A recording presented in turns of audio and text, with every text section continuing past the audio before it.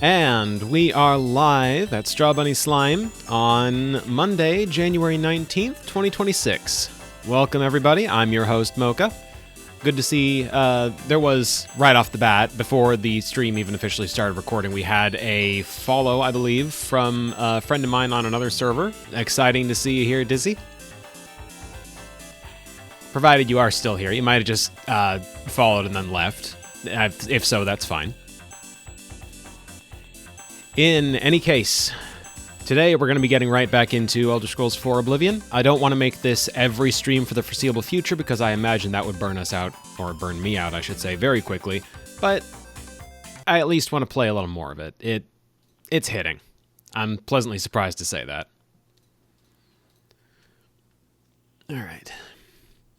When last we left off, basically the first thing we did was head straight to Kvatch, clean out the first Oblivion gate of the run, and encounter/rescue Martin, the illegitimate son of the late Emperor Uriel Septim VII. I believe we were actually going to deliver him to Wayne Priory this time around.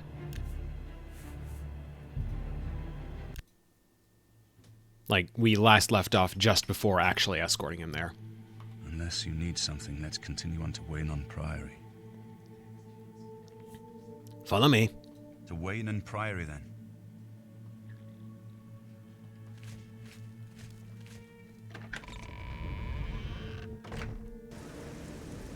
Oblivion does the Resi... Oh, yeah, the IV in Oblivion being part of the title.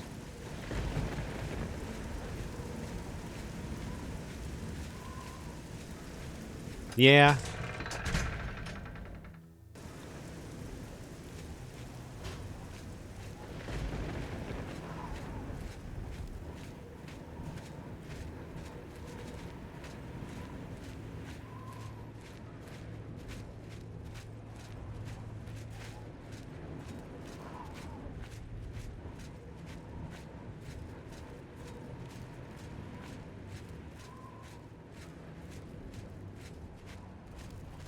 I disagree. Someone make a game name right now that features the Roman numeral for 29.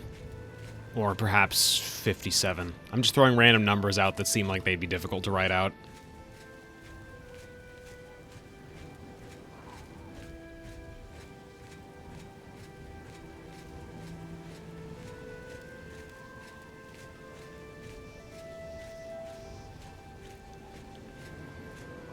So as a refresher for those that might have not tuned into the last episode, I have started Oblivion over again.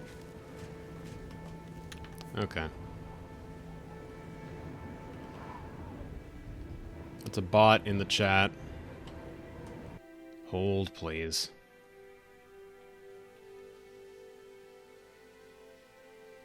Let's see. Mod view.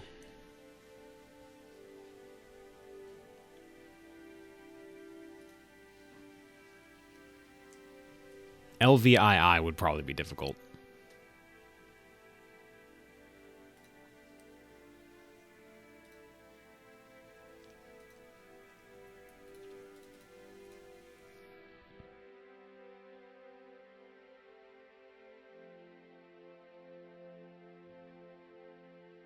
Ban that. There we go. Back to your regularly scheduled Oblivion, which did not crash on tab out. That's nice.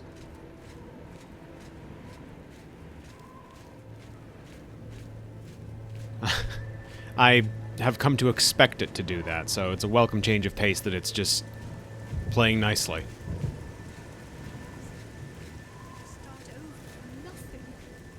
Don't give up. You're not alone. The chapels and the Elder Council will help us. It just takes time. Agree with us? I don't know. What could we have done to deserve this? What playing with mods for years does. Yeah, no, you're right. I've looked everywhere. Perhaps you still come back to the base. It's almost certainly because I've been playing with mods for so long. I heard through the grapevine that someone complaining about, like, the unofficial patch adding more instability, and I'm Starting to believe that, just because I've been able to play this without a crash for 3 consecutive hours. Granted, I had more than just the unofficial patch on my last run-through, but still.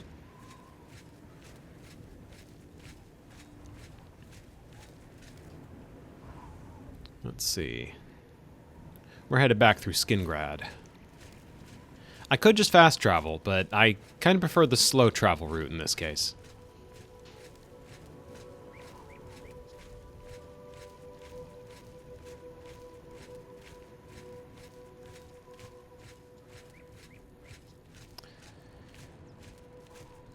Might be the mod loader. Could be, but I am using Mod Organizer 2, which I believe is like high-level mod loader use, but once you know how to use it, it's extremely handy. It can make individual profiles that do or do not include certain mods, and effectively quarantines those mods off from the main data folders. So you're playing sort of a virtual machine version of Oblivion with the mods overlaid on top of it. It's very, very handy. Didn't have to do any reinstallation or anything, just booted it up for the first time in like a year and a half, picked the default profile that I didn't have any mods installed on. If I wanted to, I could switch back to modded Oblivion in like 2 minutes. But I don't want to.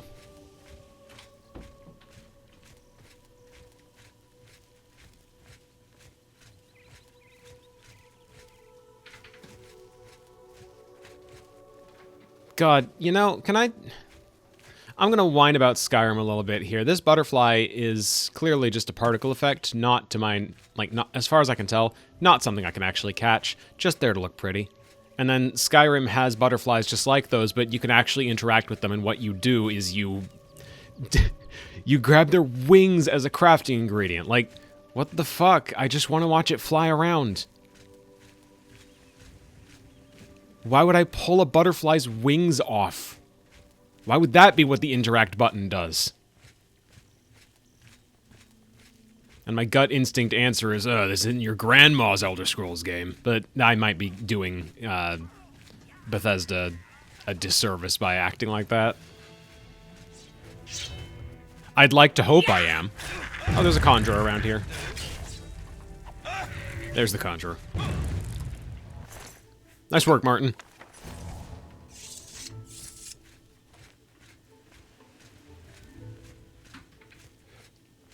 Yeah, you know what? That's certainly a component too, is that it feels like everything needs to be to your benefit all of a sudden. We can't just have butterflies exist. They need to be crafting materials.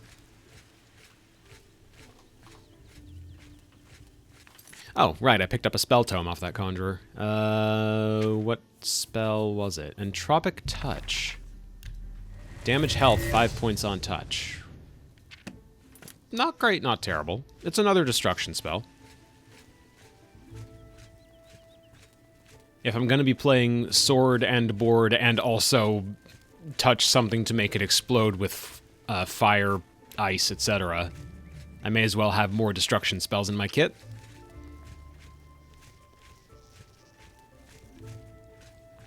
Which reminds me, playthrough plan-wise, after a certain point in the main quest, I'm going to consider the world officially open for business. We might be near or at that point right now. That doesn't necessarily mean I'm going to stop fast-tracking the main quest, but it does mean I may take some more detours once things have opened up a bit more. Like, after this, I think... Is that just... Yeah, that's just an Ayleid statue, not a Daedric shrine. Oh. Here comes a guard. There goes a guard. What's he doing? What's he running from? Or perhaps two. Maybe he's just late to the Kvatch party. We did get those other Imperial soldiers saying, "We're here to help." That guy maybe just forgot his greaves or something.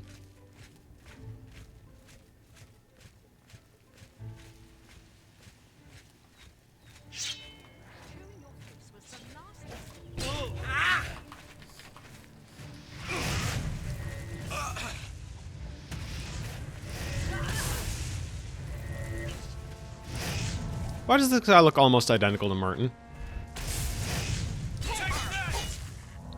Jesus, Martin.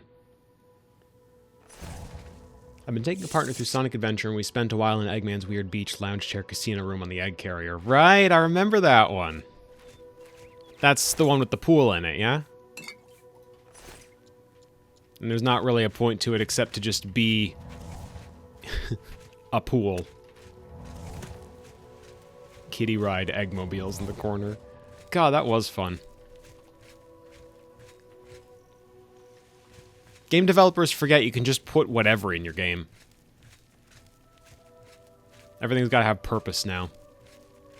Far too many games where there's collectible flowers and also a grave where it's revealed a character's body lays and you can just pick the Yes! Yes! Like, why the fuck would I do that? I get it, because fundamentally those are a crafting material. Those are supposed to be useful to me, but, like, why would I take the flowers off someone's grave? Obviously, the stipulation about an open world game is that the option is there, but you don't need to do it. But that's free materials. From a purely pragmatic standpoint, it benefits you to go grave robbing.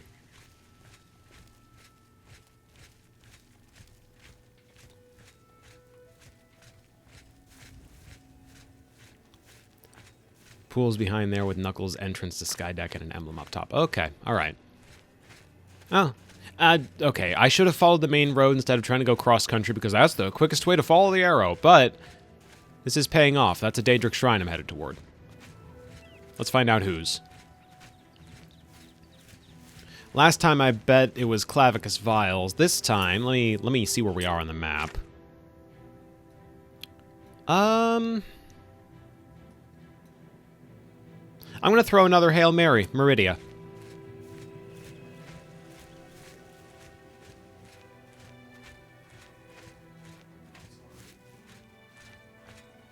That can't seriously be... I can't have done this twice in a row. I cannot have done this twice in a row. Are you fucking kidding me? I'm a god at the Elder Scrolls 4. Holy shit. Alright, what does Meridia want from us anyway? How did I do that? Apparently I am in too deep. It's been years since I played this game in earnest, and yet I've just 2 for 2 on this. More powerful champion to begin this quest. Alright.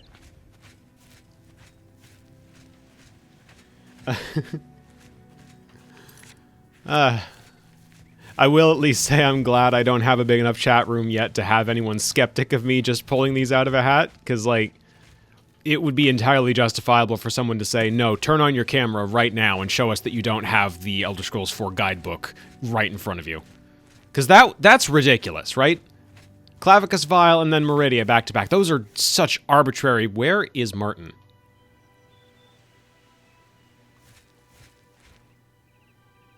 Martin...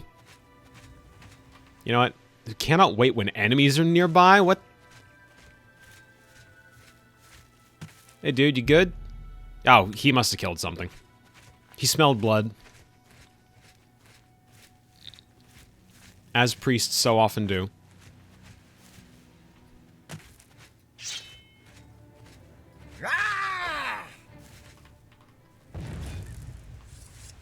Damn! Why am I the player protag? He was looking for that good cushion alcohol. You know, Martin kind of is about that life, I think. Not so much these days, but if you hand him the staff of Sanguine, I don't want to oversimplify, but Sanguine, basically the Daedric Prince of partying, all-night ragers, etc. If you hand him Sanguine's staff towards... Where is Martin? Okay, there he is. Streamed every Danganronpa and predicted every twist, death, and several miscellaneous... Well, honestly, that is impressive. That, or Danganronpa is that predictable, but I doubt that. I've watched a playthrough of Danganronpa... Well, read a playthrough of Danganronpa 1. It was not that predictable.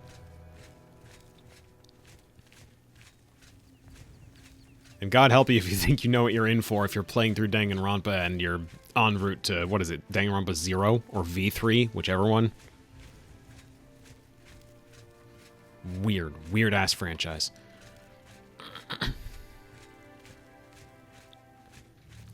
But what I was trying to say before I got off track there, Martin implies, if you hand him the Staff of Sanguine at a certain point in the main quest, that he used to follow Sanguine's teachings. So, he used to know a thing or two about all-night ragers. You know what? Good for him. Guy needs something in his life.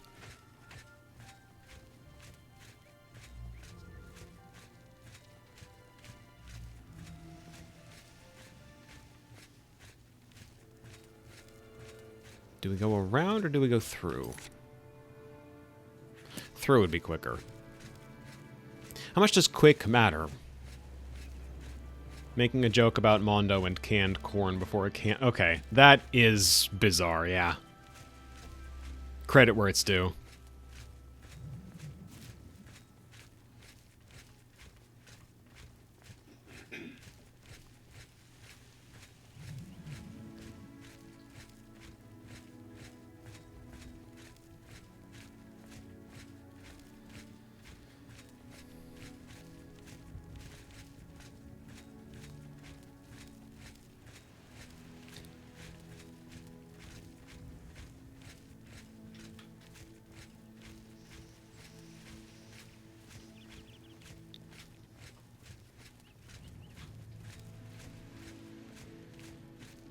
Well, trust me when I say I don't have the guidebook. I don't even know if I've got it down here with me. It might be on an upstairs bookshelf. If I do have it with me, I don't know where.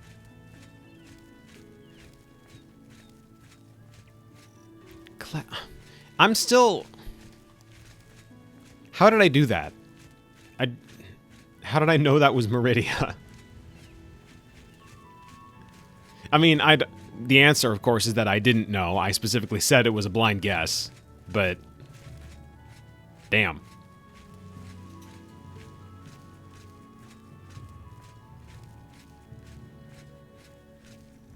Sightseeing point over there.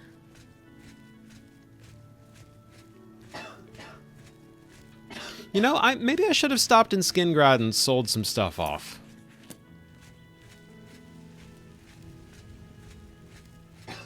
Oh, yeah, this game is extremely pretty. I think this is the best looking Elder Scrolls game out of the main 3. Someone somewhere begins crying because I'm not acknowledging Arena or Daggerfall as part of the mainline games. But no, Oblivion's painterly aesthetic is just... Oh, God, hello. I haven't seen much of the Oblivion remake, no. I'm assuming you meant the Oblivion one and not, like, a Daggerfall remake that I'm only tangentially privy to. Yeah, I haven't seen much of it. I was actually thinking of buying it for myself after this stream and just playing through it, seeing how it stacks up.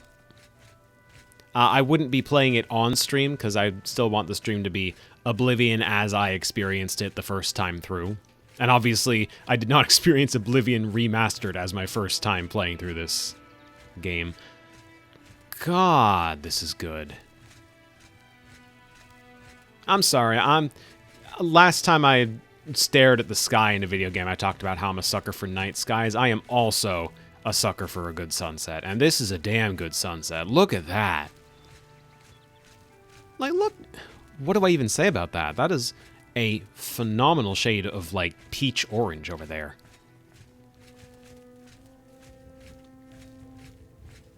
And we still haven't gotten to the DLC that introduces what I think is the prettiest sky in the entire game.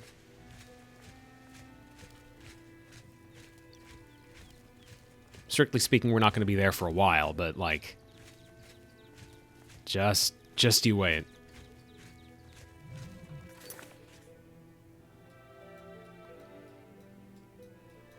It's a longer walk than I quite realized it would be. Maybe we stop in the Imperial City and sell some stuff. Because I do want to empty out my inventory a little bit. This is... I'm not going very quickly.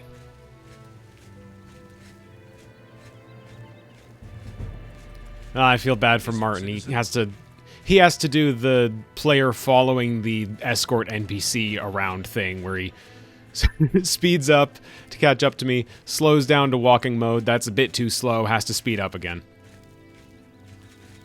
Martin, buddy, I feel ya. I've been there.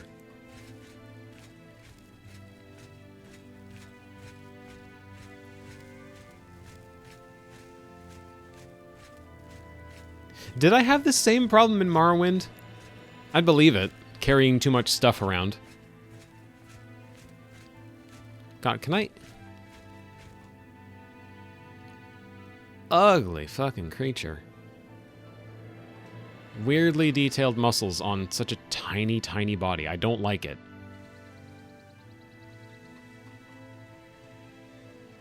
I'm trying to move it into the grass. It might be better just to leave it alone. It'll despawn. Determined Belmont strutting. That sounds right.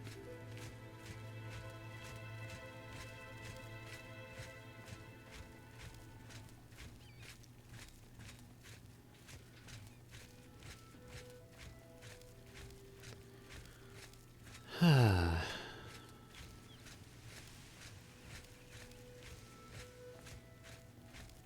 the creaking trees I never noticed before. That's nice ambience.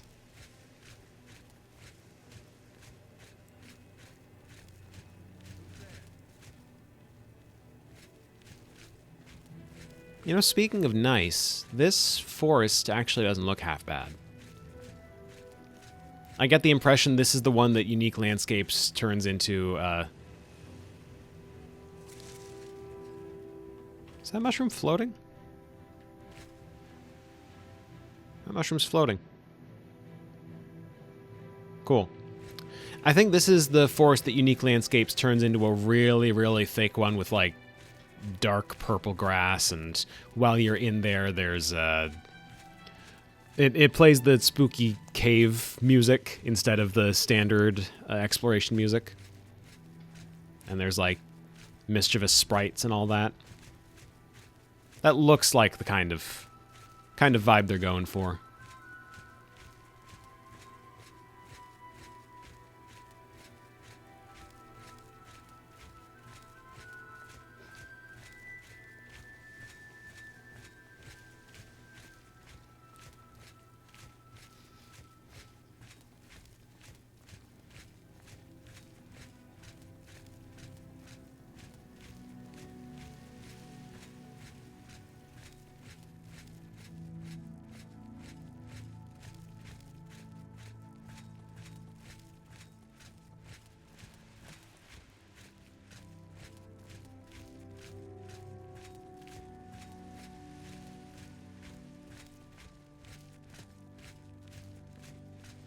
Night in the woods. I mean, literally, yes, but, like... If I were just a smidge quicker on the draw, I probably would have booted up the Night in the Woods title music, muted the in-game audio. I am in the woods.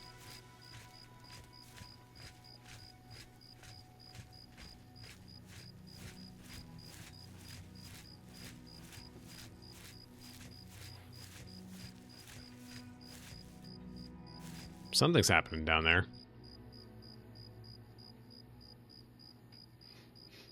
Mud crab event, perhaps. Coffee with milk.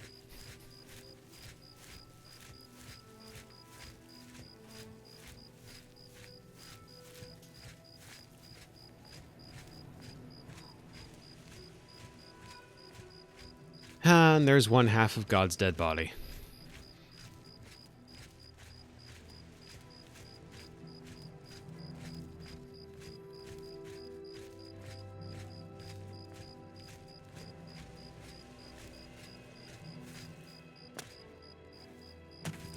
Or a god's dead body, at least.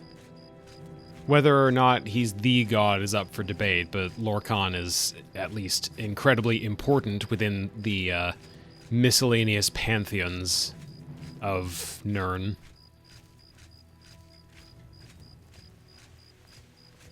The god's demi-corpse looks beautiful. Doesn't it just?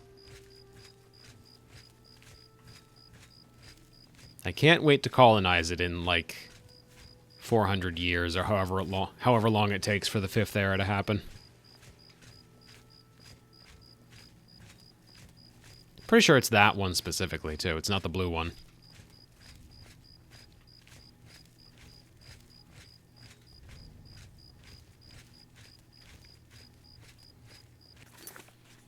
Steel, what did I decide on for a name? Steel Fins. Steel Fins will probably be around in a few hundred years still, right?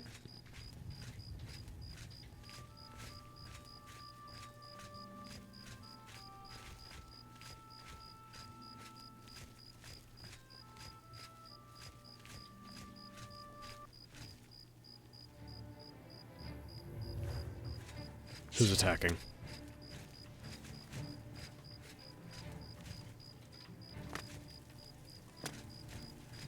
Who dares? Oh, never mind. Martin. Martin, it's fine. The music stopped. Martin, it's chill. Martin? Martin, come back.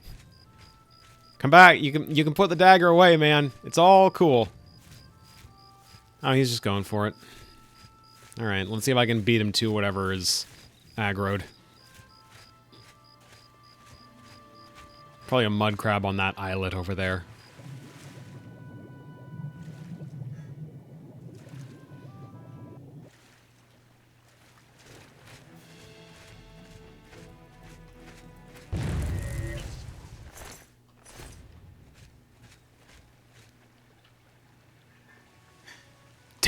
Damn. More and more I'm starting to wonder why anybody plays Sword and Shield when spells are right there. What is happening to me? My sibling, known spellcaster, is thrilled to hear that.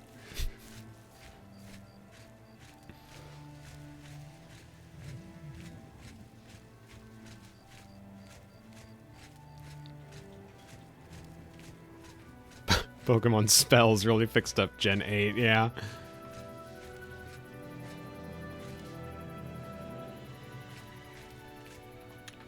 Alright, save, just in case. Because so far it's holding up, but I'm not just gonna trust the Elder Scrolls games to be nice about loading into things like that. Alright, is the Market District straight ahead, or... Market District is pretty much straight ahead. Speak. Head the Green Emperor away. Follow the path left. Next exit after this one.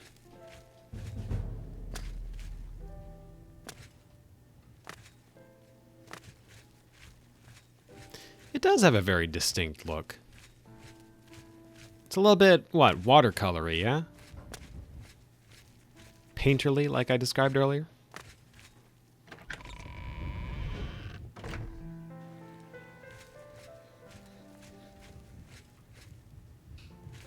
Let's see. I guess let's wait around until the copious coin purse opens up. I think that's at 9 a.m.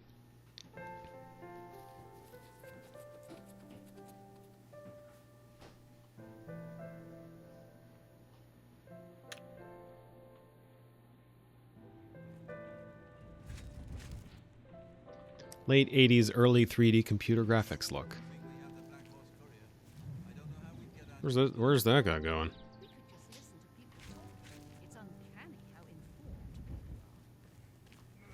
Oh, hello.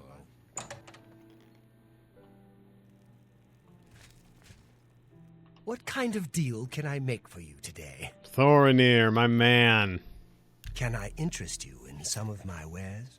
What have I got that's unreasonably heavy that you can take off my hands?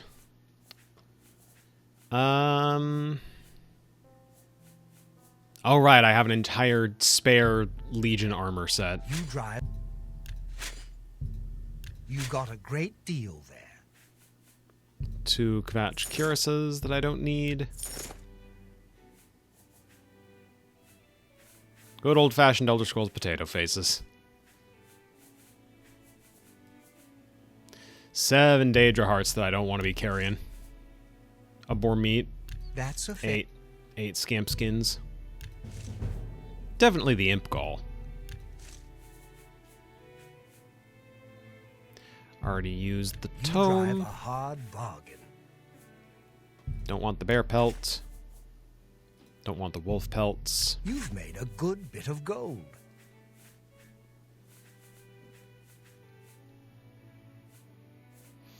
Yeah, is that fine for now? Oh. I mean, if I'm not using a bow, I may as well sell most of these. Not all, but most.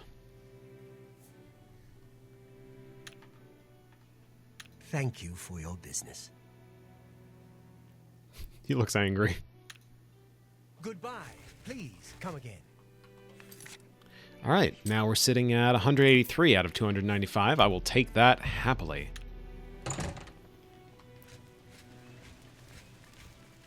Greetings to you. Hello. Speak. Can you spare a coin? City Isle? Question mark? Ah, this is out toward the prison. Ah, hop the fence.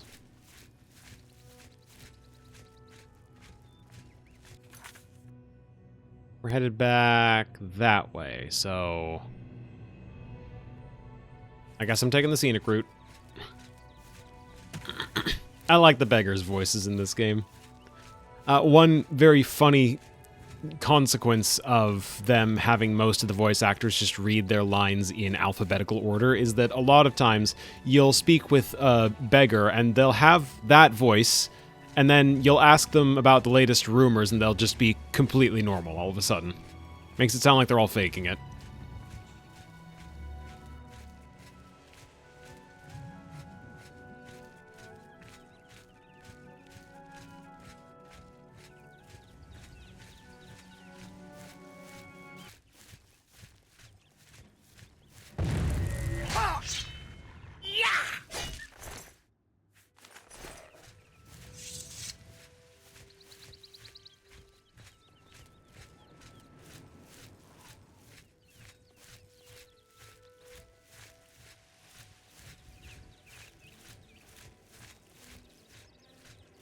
I gotta play the Talos Principle at some point. I'm late to the party on replying to you commenting in reference to the Talos Principle, but, like, going in for a pet there. Nah. My hands are used strictly for destruction.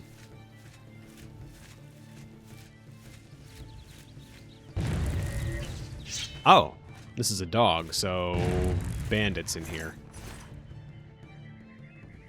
Another dog.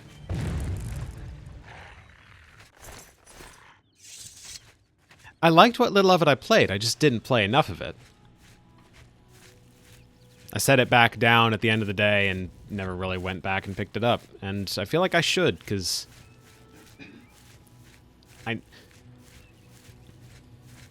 it didn't quite click for me. It seemed a bit too simplistic, but maybe that's just because I was only within the first couple of levels. Maybe they add more mechanics or more varied puzzles, question mark. Open-ended question mark. It takes a while, I see. Hestra Runestone. Conjured weapon and armor. I'm good.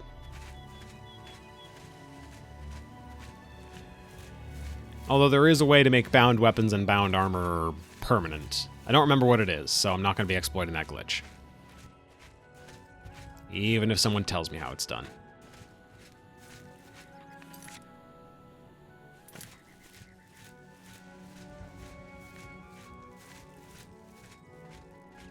Alright, due west from here.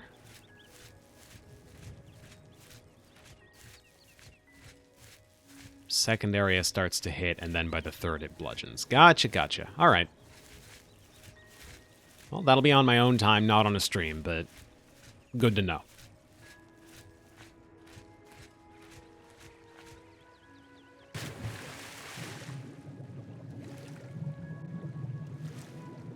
Oh, there's clams down there. Flawless pearl, please. That's a flawed pearl. You've swindled me.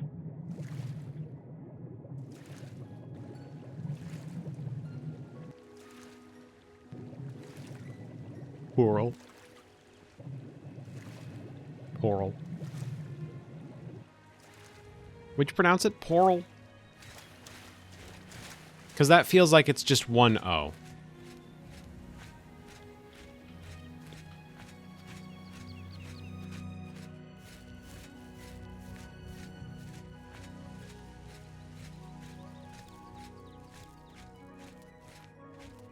Pearl. Yeah, maybe. Maybe.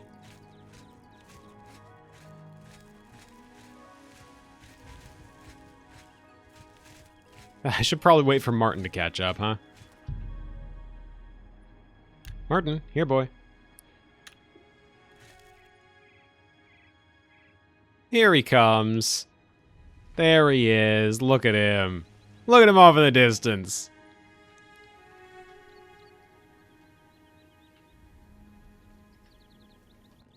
Hey, bud. Welcome back. I am once again failing to avoid the siren song of chocolate.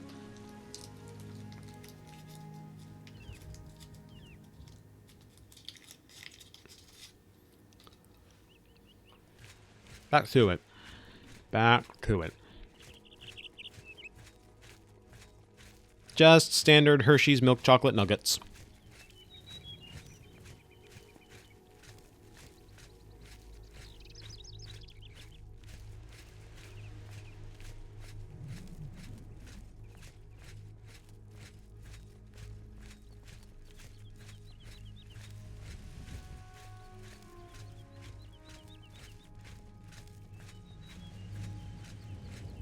Nothing but the finest Hershey's hugs will suffice for Heather.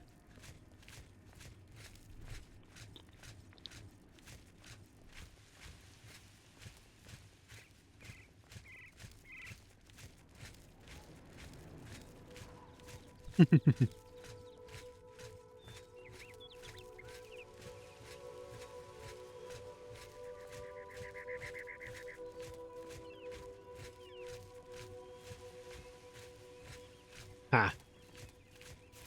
Hugs are good. I can't blame you.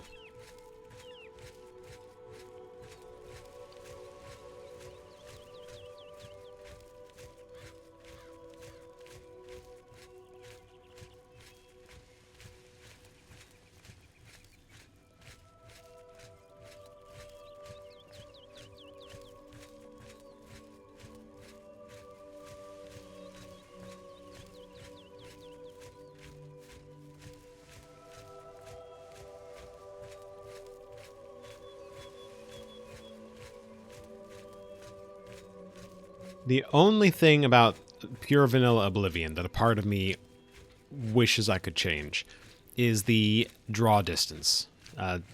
There's LOD models. I think I'm facing the right way here. Not quite, no. Frostcrag Spire is up that a ways, and we can't see it at all. And we won't really be able to until we're climbing the mountains instead of just looking up at them. And hypothetically, it'd be possible to fix that, but I don't wanna.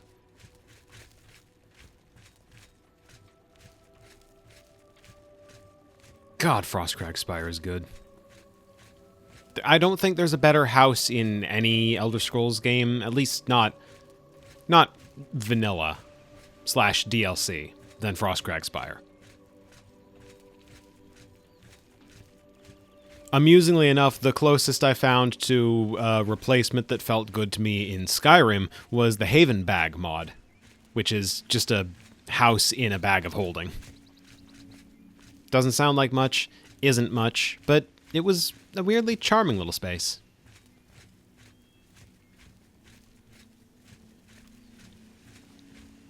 Portable house. Interact with the bag and it teleports you to the interior.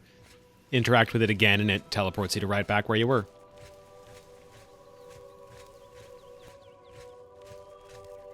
It's a very cool mod.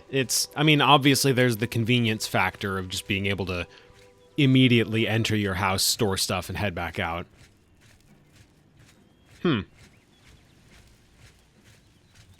Help! You must help! They're killing everyone at Waynon Priory. I don't feel like hold on, tell me what happened is necessary under the circumstances of this image. But who's killing everyone at Waynon Priory? What's going on? I don't know. I think they're right behind me. Prior Mabarel is dead. Who is attacking Waynon Priory? I was in the sheepfold when they attacked. I heard the prior talking to someone. Looked around the corner to see who it was. They looked like travelers, ordinary. Suddenly, weapons appeared in their hands, and they cut the prior down before he could move. They saw me watching, and I ran.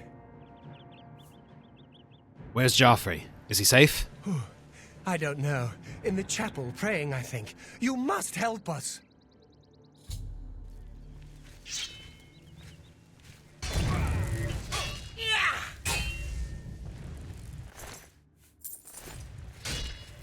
I could use a hand here. I do not fear death. But I don't think you could use a hand here. I think you got it. Although, where the hell is he going?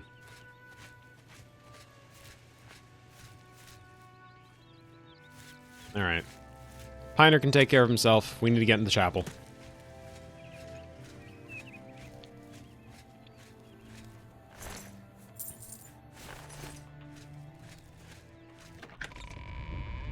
Is this the chapel? No, this is... That's the wrong button. Let me just freeze the door real quick.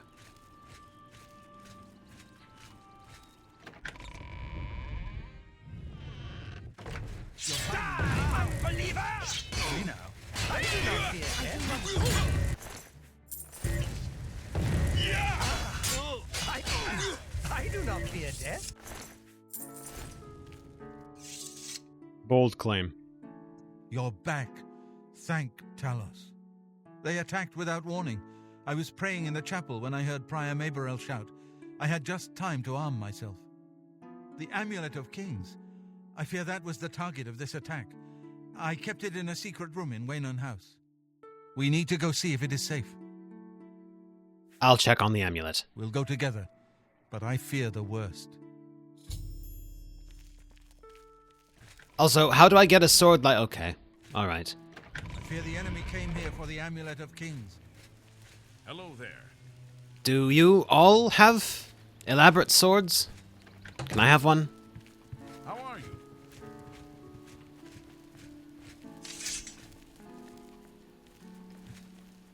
They've taken it. The Amulet of Kings is gone. The enemy has defeated us at every turn. Not every turn. I found Martin. He's safe. So it has not all gone against us. Thank Talos for that. We gained Uriel's heir and lost the Amulet of Kings. Martin cannot stay here. We have driven them off, but they will be back once they learn of Martin's survival. Which they will. Where will Martin be safe? Nowhere is truly safe against the power arrayed against us. Talos. But we must It's play all for connected. time, at least. Cloud Ruler Temple, I think. The hidden fortress of the Blades in the mountains near Bruma. A few men can hold it against an army. We should leave at once. Cloud Ruler Temple? Cloud Ruler Temple was built long ago by the founders of the Blades, back in the days of Raymond Cyrodiil. It is high in the mountains near Bruma, our ancient fortress, sanctuary, refuge of last resort. Martin will be as safe there as anywhere. Very well. Just inform me. The Blades are... Yes, Boris told you right. I am the Grand Master of the Blades. We serve the Emperor and the Septim bloodline. Talos is our patron. You wonder to find me here? Discretion is our watchword. Only a few of us have the honor to serve publicly in the Imperial Guard. Fascinating. We should get moving. I won't rest easy until Martin is safe at Cloud Ruler Temple. Meridia from Super Metroid. Talos from Principal. I like that.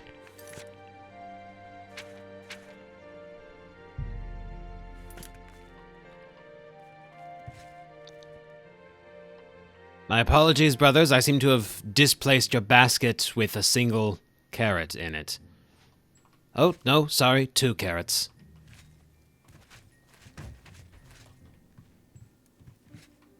Oh, by the 9.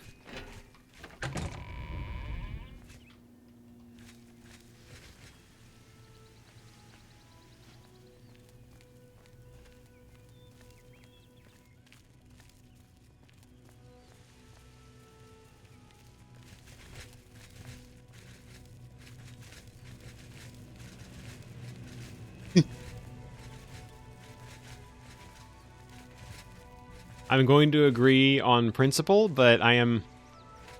Right, I can take Mabrel's Painted Horse because Mabrel is a little bit dead.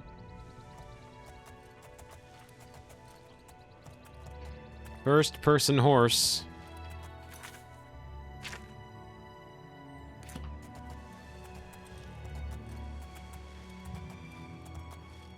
First-person horse travel.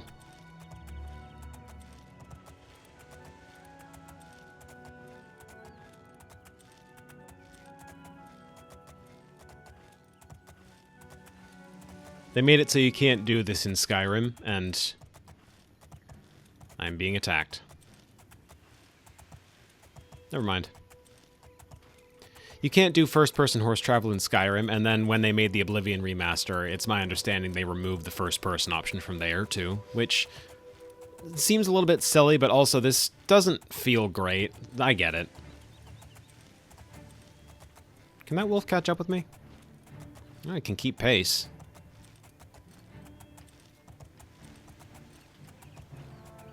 We've gained a traveling companion.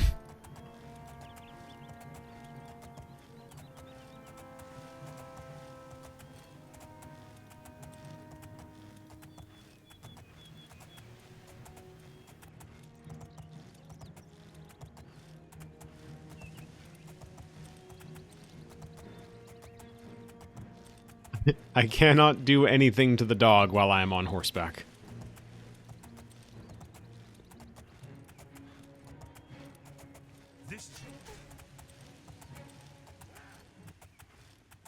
Alright.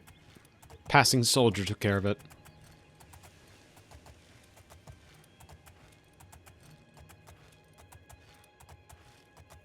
Man, my memory didn't give Oblivion's biome diversity enough credit. First time, like first session, I said it was just rolling green plains, forests, etc. Martin does have a horse, he's just slow. His horse just sucks. My horse is cooler than his. Rolling green plains, the same trees is what I was imagining, but no, this is nice. There's proper varied forests here, and a good deal more hillishness in this terrain especially than I at all remembered.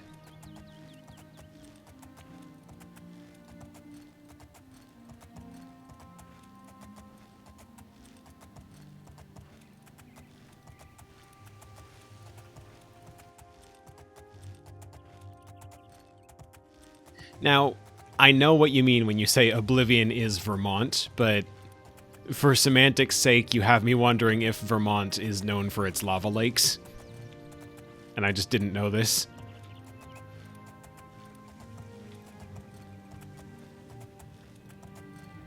Yes. Okay.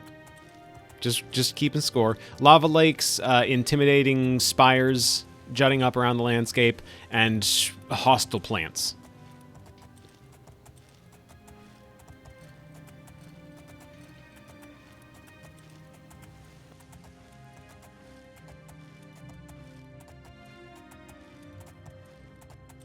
I feel like there should be horseback combat in this game. I'm surprised I can't even draw my sword. Triceratop Knights. I see. Vermont is a very strange place, it sounds like.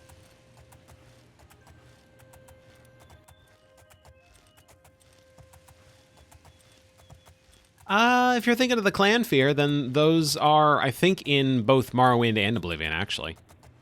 And then they're gone in Skyrim, because Skyrim doesn't let us have anything funny, like Triceratops. My ears.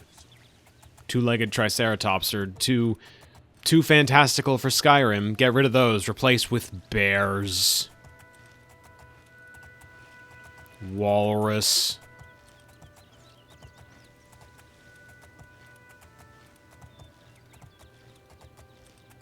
Playable Clan Fear when? Not nearly soon enough. Can the horse jump? The horse can jump.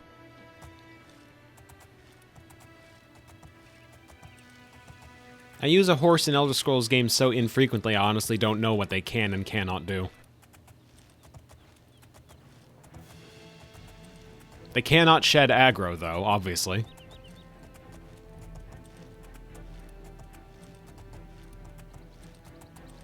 Up through the Gerald Mountains. Hope I'm still on the correct road here.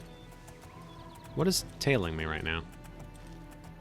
Oh, well, I'm running up toward an imp right now. Don't shock my horse. Fireballs are fine. Don't shock my horse. Bruma, this way, I think.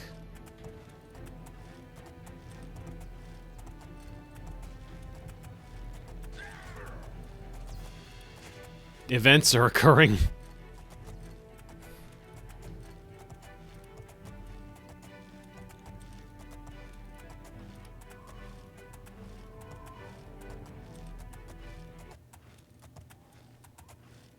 Events are occurring, and thanks to that, enemies are not. Pause here. Set foot in Bruma, just so I can say to myself that I've properly traveled here. All right. Oh, hello. Why are you talking to Joffrey like that, man? You guys just in bad moods or what?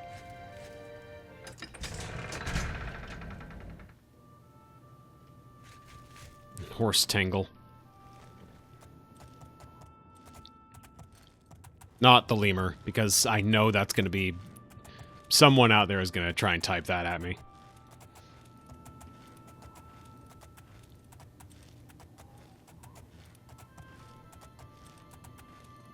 Ha!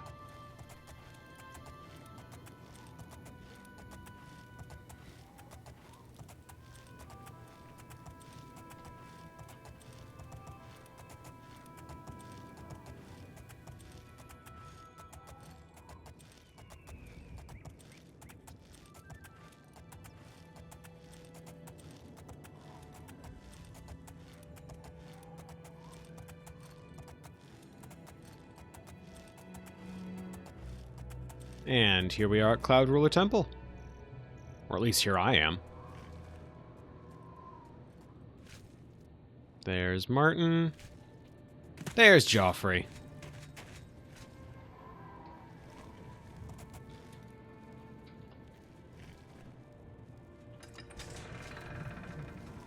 Grandmaster, is this...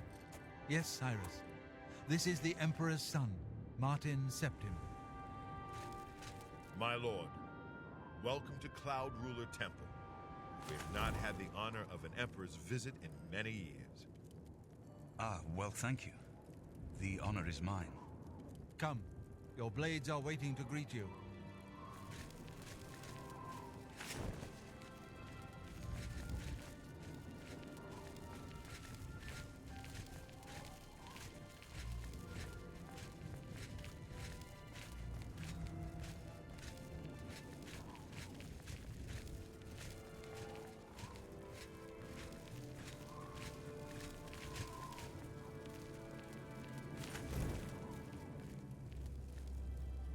Blades, dark times are upon us. The Emperor and his sons were slain on our watch. The Empire is in chaos. But there is yet hope. Here is Martin Septim, true son of Uriel Septim. Hail, Dragonborn! Hail, Martin Septim! Hail! Your Highness, the blades are at your command. You will be safe here until you can take up your throne. Joffrey, all of you, I know you all expect me to be Emperor. I'll do my best. But this is all new to me. It was a bit cheesy, yeah. I'm not used to giving speeches, but I wanted you to know that I appreciate your welcome here. I hope I prove myself worthy of your loyalty in the coming days. That's it. Thank you. Well then, thank you, Martin. We'd all best get back to our duties, eh, Captain? Hail! Not much of a speech, was it? Didn't seem to bother them, though. The blade saluting me and hailing me as Martin Septim. I don't mean to sound ungrateful. I know I would be dead by now if it weren't for you. Thank you. But everyone expects me to suddenly know what to do, how to behave. They want an emperor to tell them what to do, and I haven't the faintest idea. Concerns about that can wait, I think. Priority 1, we need to get the amulet back. Of course. The Amulet of Kings. So I, can take it to the Temple of the One and light the dragon fires. And stop the Oblivion invasion. And then you will be recognized more formally as the Emperor. The Emperor? That's an idea that will take some getting used to. In any case, we need the amulet first. Maybe Joffrey will know where to start.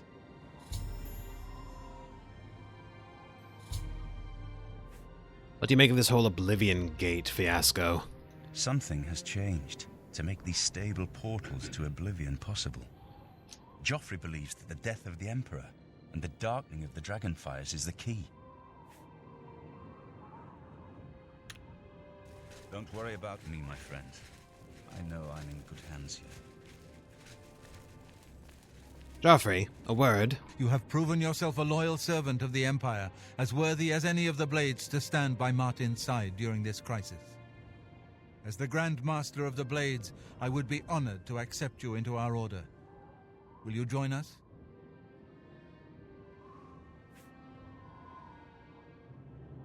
What would be my duties as a Blade? The Blades are sworn to the service of the Emperor as the mortal representative of the dragon blood of the divine Talos. I thought it was Akatosh that was the dragon. In any case, yes, I would be honored to join the Blades. It is my honor to welcome you into our ranks as a Knight Sister of the Blades.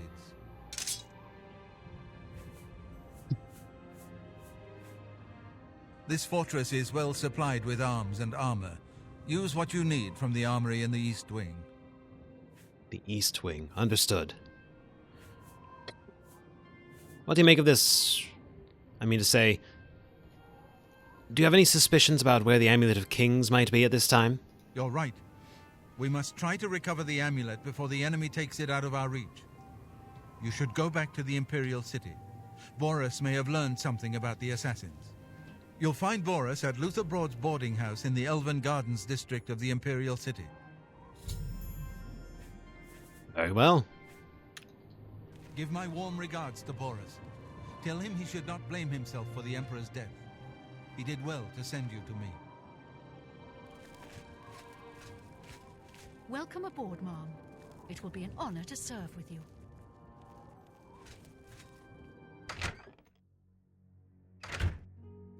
And yeah, they probably did give Sean Bean the same kind of packet that Patrick Stewart got.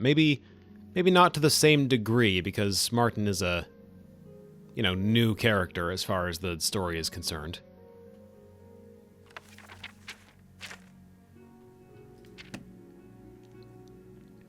Oh yeah, they didn't have skill books until Skyrim, did they? I saw that this one is worth 60, and I'm like, ooh, what perk will I gain from this? Nothing, it's just a book.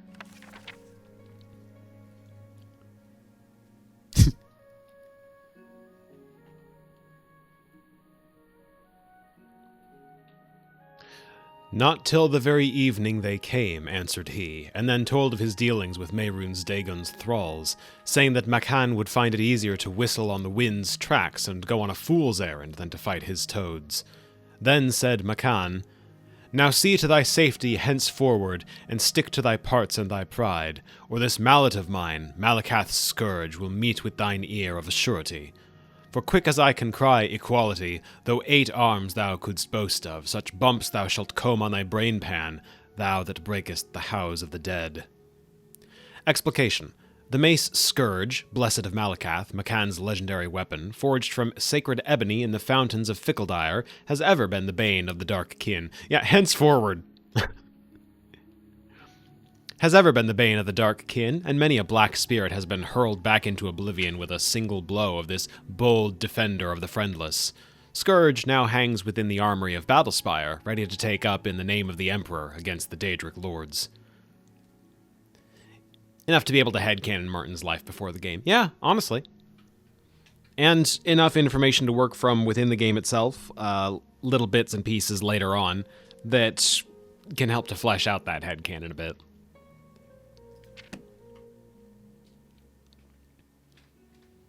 Fragment on Artaeum. The Isle of Artaeum is the 3rd largest island in the Somerset archipelago, misspelled here, they don't call it Somerset anymore, located south of the Morodunan village of Patansa and west of the mainland village of Runsebe. It is best known for being home to the Sigic Order, perhaps the oldest monastic group in Tamriel. The earliest written record of Sigics is from the 20th year of the First Era and tells the tale of the renowned Breton sage and author Vernet, traveling to the Isle of Artaeum to meet with Iachesis, the right master of the Sigics. Sounds utterly overwhelmed. Yeah, there's good work being put in by Sean Bean as Martin's VA to give him the sense that he's completely out of his depth here. Even then, the Sigics were the counselors of kings and proponents of the Elder Way, taught to them by the original race that inhabited Tamriel. The Elder Way is a philosophy of meditation and study, said to bind the forces of nature to the individual will. It differs from magicka in origin, but the effects are much the same.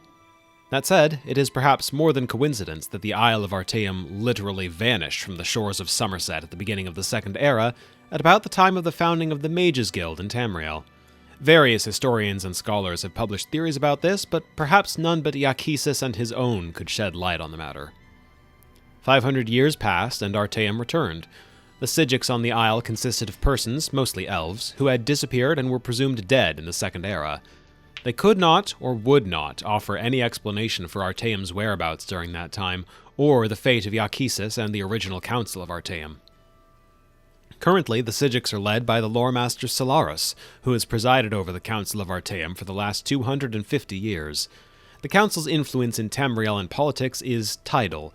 The kings of Somerset, particularly those of Morodunan, have often sought the Sigic's opinion. Emperor Uriel V was much influenced by the Council in the early, most glorious parts of his reign, before his disastrous attack on Akavir. It has even been suggested that the fleet of King Orgum of Pyandonia was destroyed by a joint effort of Emperor Antiochus and the Sigic Order.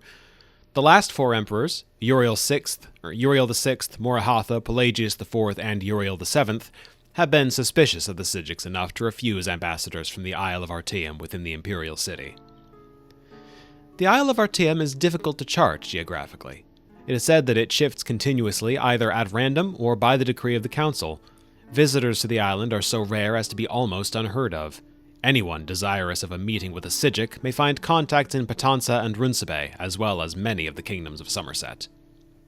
Were it more accessible, Artaeum would be a favored destination for travelers.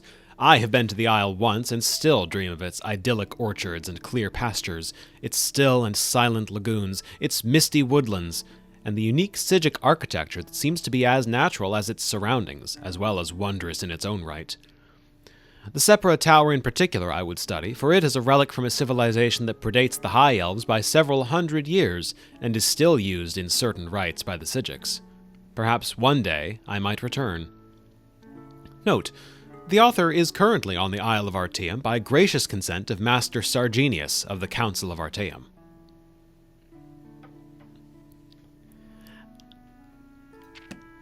I like Artaeum and the Psijic Order. It's variable how much any given game will go into them.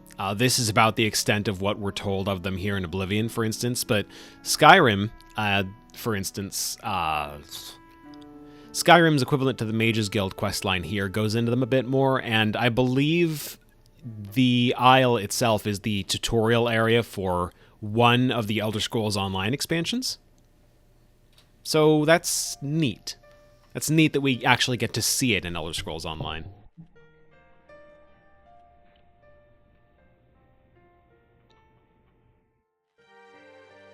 The more I've looked into the lore of Elder Scrolls, the more honestly fantastic I find it that there's so many different books that all go into like the Waters of Oblivion. Oh, wait. Was that? Did I just skill up? No, I thought I heard a skill up sound. Waters of Oblivion. 120 numbered ages in the void, that fated folk had grown deep-schooled in evil. Then the bright gods resolved to punish those faithless spirits and shatter the unruly caitiffs, those huge unholy scathers loathsome to the light. They repented exceedingly that they had gazed upon Oblivion and seen there the first of dark kin and welcomed them as brothers and sisters. The principalities of victory beheld how great was the wickedness of the wayward spirits, and saw that they were bold in sin and full of wiles. They resolved then to chasten the tribes of Daedra, and smite dark kind with hammer and hand. But ever shall darkness contest the light, and great were the powers that breathed the void and laid waste upon one another, and no oath might bind them, so deep were they in envy and perfidy. For once the portals are opened, who shall shut them upon the rising tide?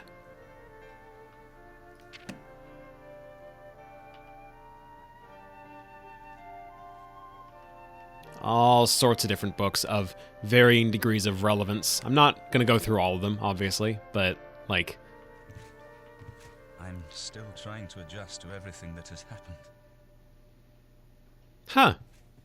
That was a very different line from what the subtitles gave us. Right, I'm here to get some equipment from the armory. I think the armory is downstairs. Yes, it is. Hail! Okay, let's see. Curus does 5 points of defense. Our current one also does 5 points of defense. 35 versus 35. All right. How about the shield? 7, 7. 6 for the katana. Okay, well that's an upgrade. But we did already get given a katana, so we're good on that front. Boots do 2, gauntlets do 2, greaves do 3. Boots do 2, gauntlets do 2. Okay, alright. So I guess it's a choice between dressing up like a Legion soldier and dressing up like a member of the Blades. Otherwise, arbitrary. Oh, repair hammer. Mine. Repair hammer. Mine.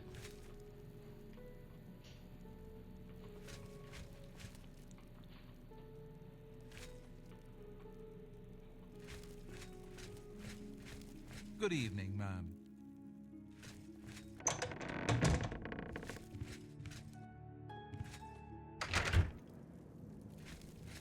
Ma'am?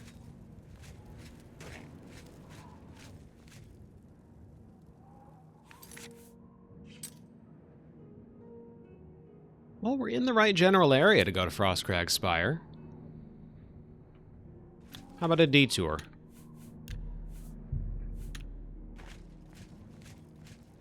I'd like to have it unlocked.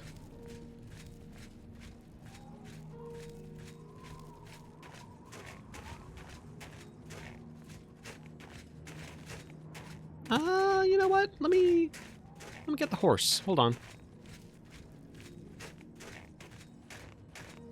I don't necessarily want to take the horse with me, but it would at least be kind of me to stable the poor deer. Come on, beastie.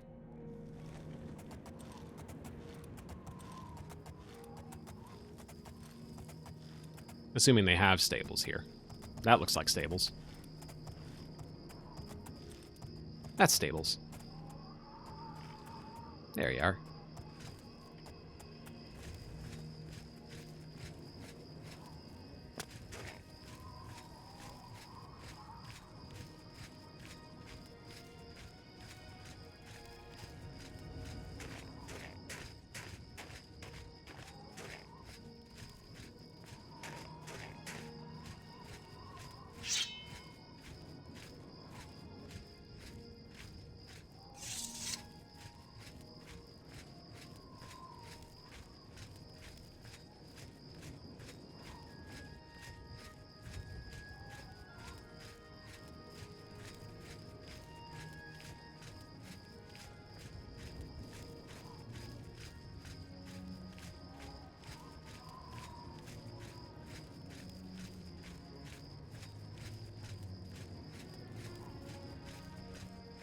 I believe it's up on that mountain that I want to go to. Yeah, that looks right.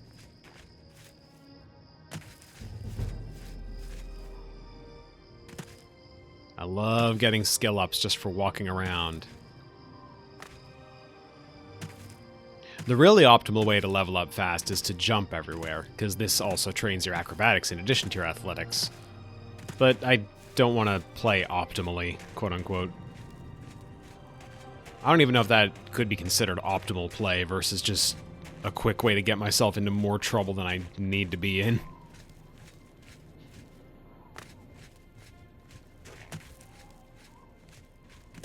Because, you know, enemies level with me, but my gear is not going to get any better until I find some better gear.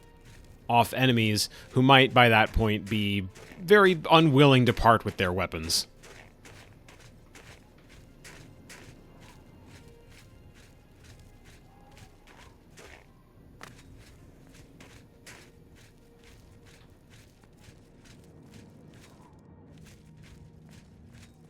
Up this way, yeah?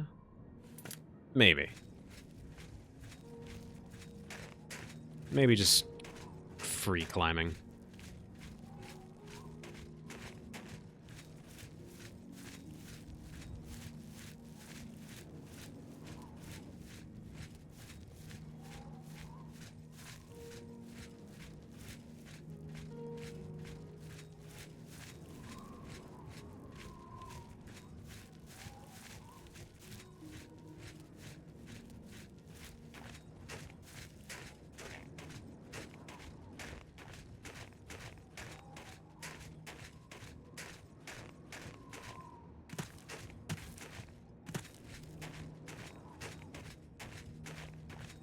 Bethesda physics my way up here real quick. Real quick, quote unquote. Strap in for 5 minutes of this.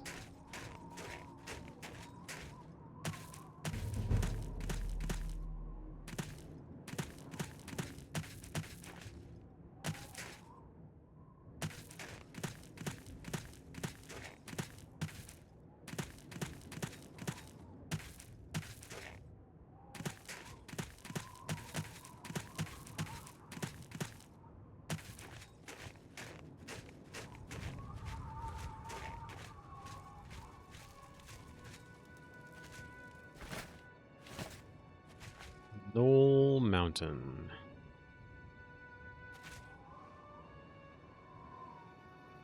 Got a nice view up towards Skyrim from here.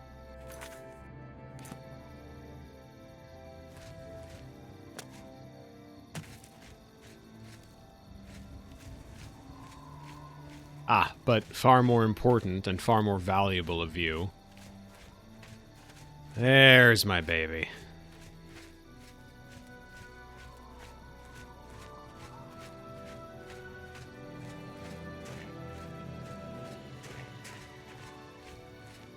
Frostcrag Spire.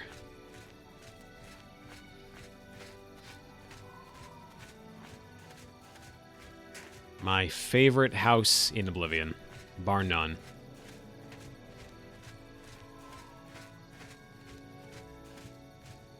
Not to say the other mod-added houses are not neat on their own merits, but Frostcrag is my favorite.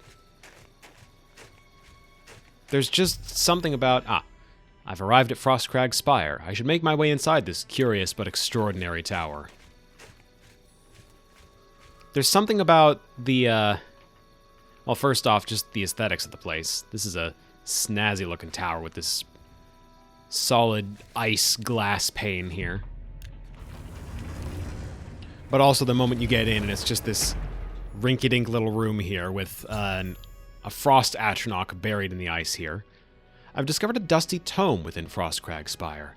I should read it to learn more about this unusual structure.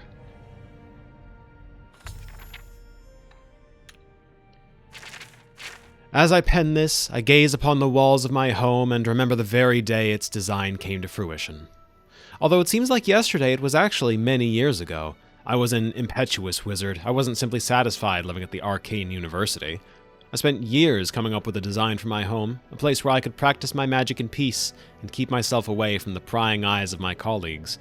I pored over tomes and dusty scrolls, scoured the bookshops of the land, and even delved into ancient ruins looking for inspiration. Finally, as I rested my weary body at a camp outside of Bruma and marveled in awe at the majesty of the Gerald Mountains, I became inspired. Like a madman, I began to sketch exactly what I wanted my grand dwelling to look like. It wasn't long before I had completed my masterpiece, put down my quill, and took a step back to see what I had wrought. Frostcrag Spire was born. And now, as age overwhelms me and the glow is dying from my eyes, I wish to give the spire to you. The thought that my dream could one day crumble to ruin fills me with sadness. I know that you'll take care of your new home, and if need be, restore it to its former glory.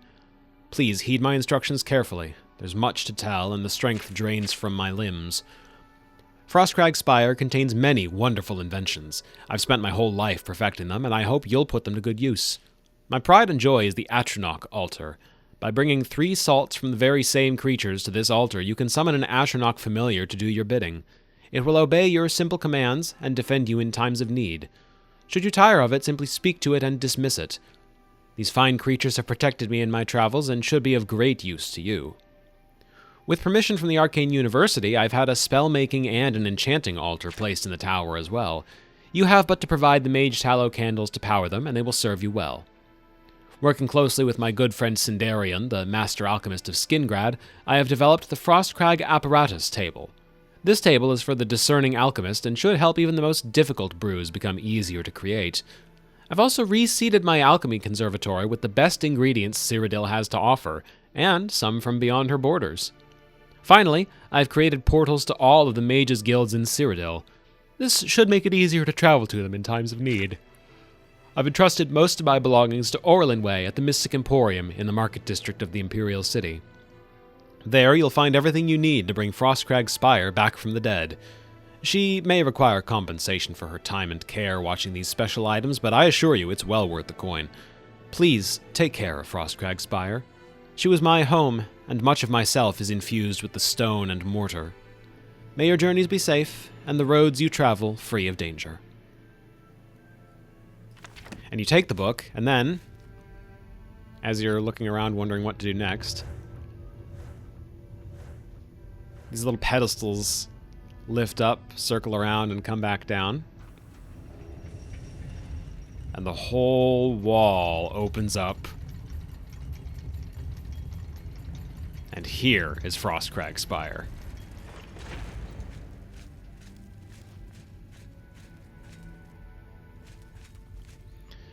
Currently, the vault is going to be just about empty. If not completely empty, yeah. Yeah, completely empty. Most parts of the structure are going to be empty or unfinished because we need to buy the upgrade pieces from the NPC mentioned in the book. But, oh, the garden's here. This is, I believe, one of every plant in the Elder Scrolls 4. Or damn near every plant. Most of which will respawn given time. And then here we even got some Oblivion plants that are tamed. So Harada root and spittlesticks, domesticated spittlesticks, that will not spew poison at us or attempt to swat us away. And I believe somewhere in here there should be a Nirn root. Yeah, there it is. if I decide to take the Nirnroot quest. That's handy to have.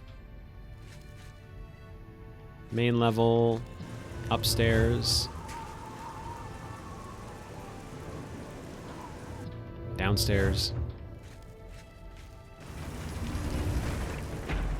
And then here's the different fast travel portals to the Mages Guild. If I wanted, I could probably just cheat my rule of having to go to each city manually by using this. I'm not going to do that. The Kvatch Mages Guild is no more. Big surprise. I am, however, happy to use this for convenient transit to places we have already been, as an alternative to just hitting the fast travel button. Let's see. I guess just head to the Arcane University.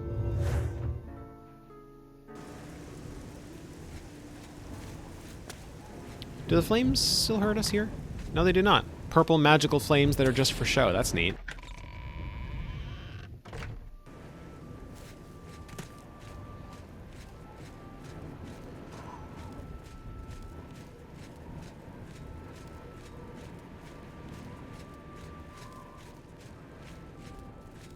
There's the other half of Lorcan's body.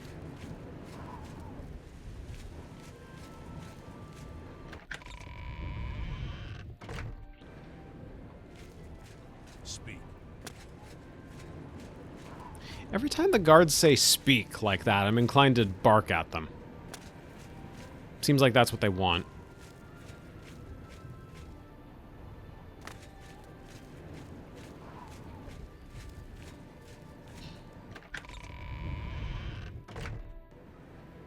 Not like that, Saf. Settle down. I just mean the way they say speak makes it seem like they're talking to me as if I am a dog.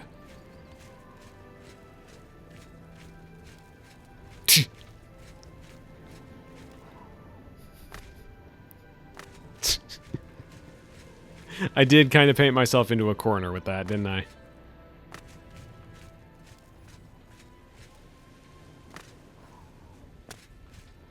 Set myself up for destruction on that one. I wonder if there's any... There should be a spell salesperson in the market. I'll need to wait until... I don't think I was in the air, but okay. Wait until 9 abouts.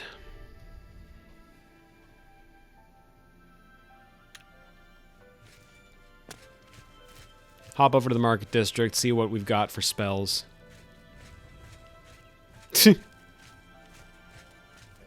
Duly noted. Color me intrigued. Not that it's my business, necessarily. Not even necessarily. It's not my business. But I'm happy to have provided some inspiration. Let's see. That's an inn. That's Sword's place. That's a Stav's place.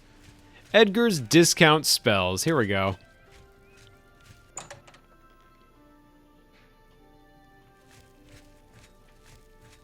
Edgar Vautrin, you don't want the very best.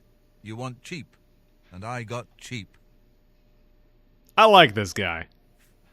You want to buy or sell, the city is great. You want free? Go down the holes, kill some monsters. Sell your loot back in the city. Can I interest you in some of my wares? What do you got, man? Let's see.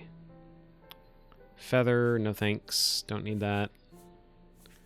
Water breathing, no. Snowball, not really.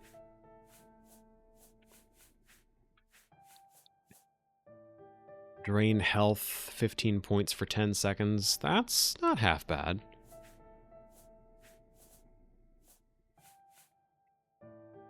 Drain destruction on a target. That's not particularly useful. Fire damage, 10 points on touch.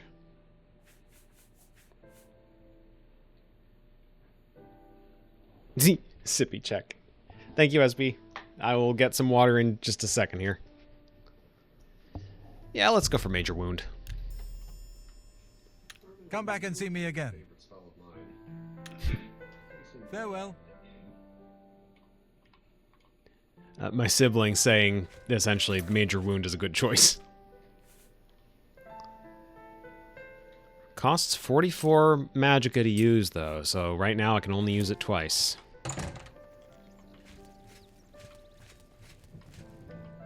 Arguably, that's what potions are for. Alright, let's just park on a corner while I get some water.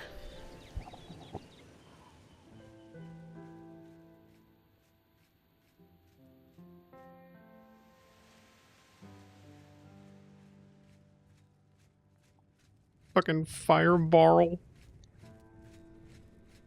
Alright, I know what I'm naming the first spell I create once I get the spell-making altar up and running.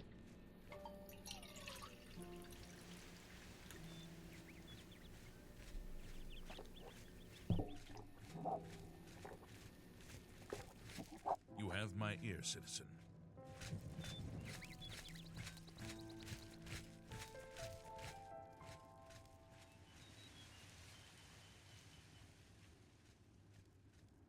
So, what do you have to report? Didn't you hear the explosion? Some damn drunk of a wizard started hurling fireballs at passers-by. 4 guards to haul him in. Well, things are bound to get worse before they get better. They always do. Keep your eyes peeled for trouble. Hey, did you hear that? Thought I heard someone calling for a guard. I guess that's our cue. Why doesn't the School of Alteration make a spell that transforms the opponent into a dead person? Are they stupid? They might be.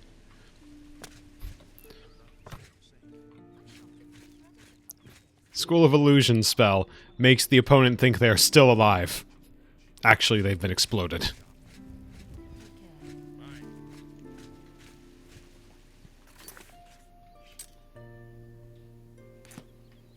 I'm sure there's a way to make restoration suck ass for whoever you're using it on. Oh god, you know what? I just solved it. Spell of cause cancer. This is awful. Oh, you know what? We're right next to the arena. Hold on. Hold on. Another detour. I want to get some... All wizards are inherently immoral.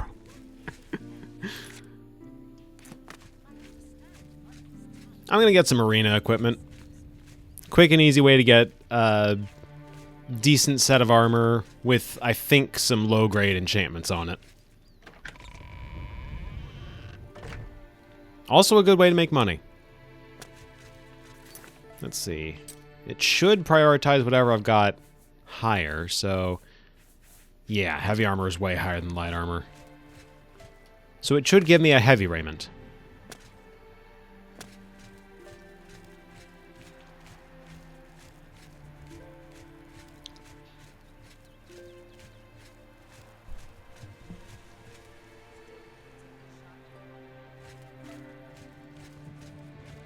Is my mic picking up noise that I'm not privy to? Oblivion gates opening all over the place.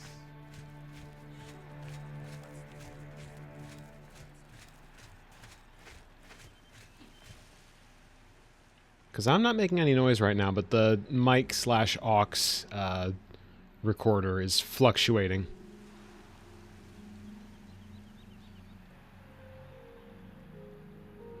Anything?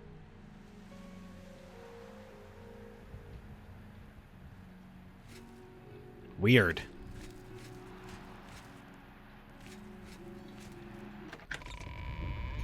Alright. Let's do some arena work. Little bit of mythology gag here. The arena poster is not identical to, but very similar to the box art for Elder Scrolls 1 Arena.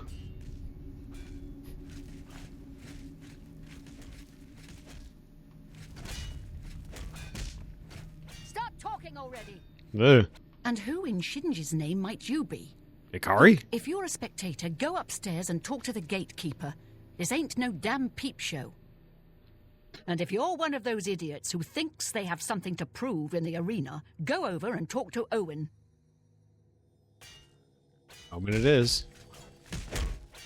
I'm a busy man. What is it? I don't know who you are, friend, but you've got about 10 seconds to tell me what you're doing in my bloodworks before I lop your arms off.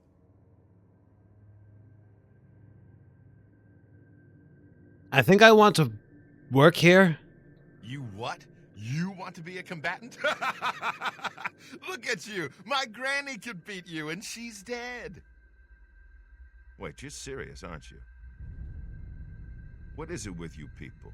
You walk in, want to be combatants, and your entrails end up decorating my red room. All right, it's your funeral. Welcome to the arena, you filthy pit dog. You're free to fight so long as you know the rules of competition. Now let me give you your battle raiment. It's the uniform of all arena combatants. Relax, Saf. This isn't Coral. Or a heavy raiment? I'll take the heavy raiment. Here, wear it proudly. And keep it in good condition, would you? That way I can give it to some other suicidal idiot after you're dead. Just let me know when you're ready for a match, and we can get this over with. Right. Tell me the rules you mentioned earlier. You fight for the blue team. You fight against the yellow team. In order to fight in the arena, you must wear an arena battle raiment. The battle raiment covers your entire body. You can use your own helmet, shield, and weapon, so choose those items wisely. The battle raiment's already enchanted, so you can't muck with it. But aside from that, anything goes. Magic, stealth, whatever you need to win. You can compete in the arena any day from 9 a.m. to 9 p.m. Just come to me, tell me you're ready for a match, and away you'll go. Got it? Good. If you actually manage to win a fight, don't get any ideas about looting your opponent's corpse. That's strictly forbidden. That seems a touch arbitrary, but all right. Get a move on. Raiment first, yes? What is this? Owen, I know you don't believe me. I know you think I'm just some stupid kid who doesn't know what she's talking about, but the truth is the truth. You are my father. One night with a scullery maid is all it takes. Or maybe your father deserted you too and never taught you the basic lessons of life. Anyway, the past is long forgotten. What matters now is that you come to terms with the truth. I am your daughter, and I will join the arena as a combatant. Maybe someday, when I'm grand champion, you'll see that we have the same blood, the same tenacity. Until then, until that day comes, I'll train every moment of every day. All I want, all I ever wanted, was to make you proud. Your loving daughter, Branwen. Until then day comes. Yeah. Not perfect. Alright, let's see. 2, 5, 2, 3, 2. 2 plus 5 is 7, 9, 12 versus 8. So this is a downgrade then. Yeah. But it is enchanted. Fortify personality? 2 points? Ugh. That's nothing. You haven't run home to Mama yet, huh? That's a good sign. So, you ready for a match, or do you just need some information? I'm ready for a match. All right, maggot. Looks like you're suited up in your battle raiment and all set to go. The red room is just over there. When you're ready to get eviscerated, just head up the ramp to the arena. Good luck, and may Azura have mercy on your soul.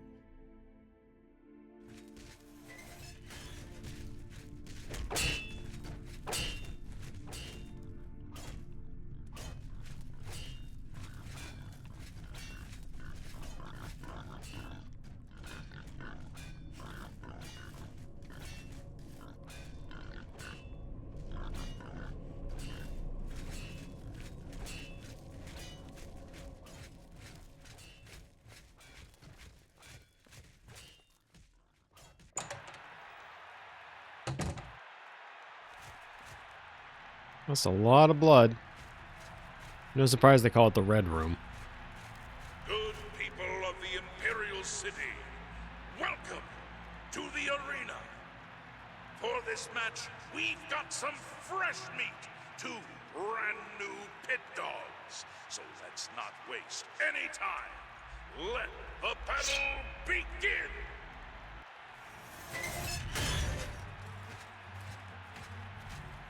This match is mine.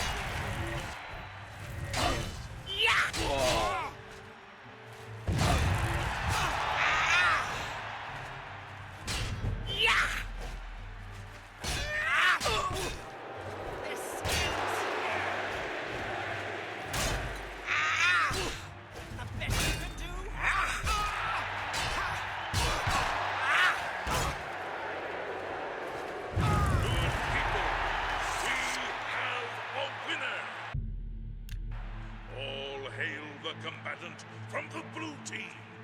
Victor from the blue team. Leave the arena now and rest. You earned it. Alright, not a half bad start. Not the kind of damage output I would like to be doing. But I didn't use my new best ? Spell, so who knows. You wash the grime of battle from your body and feel completely rejuvenated.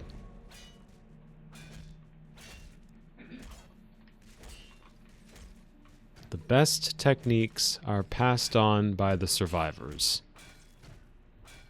Gaiden Shinji, Blade Master, First Era 946. I never noticed that texture was there. Huh.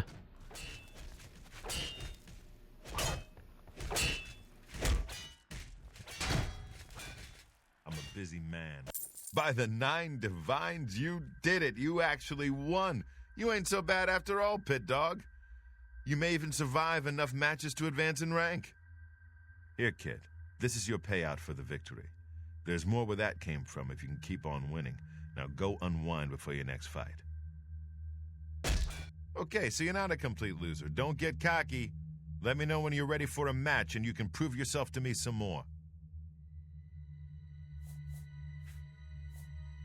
I think the woman over there mentioned a Shinji earlier. The first arena blade master, best damned warrior that ever lived. Served with the Order of Diagna. Got killed fighting the orcs. Azura rest his soul.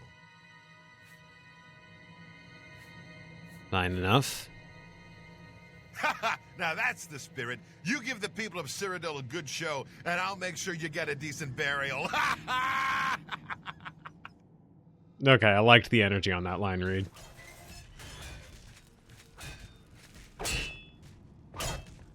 Pardon me, sir. Hail, friend. I don't believe I've ever seen you down here in the Bloodworks before. Allow me to introduce myself. My name is Agranok Gromalag. Most people just call me the Grey Prince. It's kind of silly, I know, but the people of Cyrodiil need heroes. I'm more than happy to oblige. Ah, so you're an arena combatant. It's always good to meet a fellow warrior, especially one who isn't here just to kill the Grand Champion. The Grey Prince? Yes, it's what everyone calls me. I guess I'm partly to blame. I have never made it a secret that I'm actually only half orc.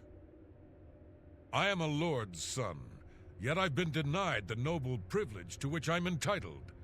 So I have become the Grey Prince, noble in my own right. Still, if I could prove who I really am and show the world that an orc can be noble in blood as well as deed, maybe, yes, you could help me. I am intrigued. Elaborate. I grew up here in the Imperial City, but I was born elsewhere. My mother was a servant in the employ of Lord Leviticus and resided at his fortress. Lady Leviticus was a shrew of a woman. The Lord and my mother grew close and ultimately fell in love. I was the result of their union. When the lady learned of my birth, she was furious and threatened to kill both my mother and me. So we fled, leaving my claim to nobility behind.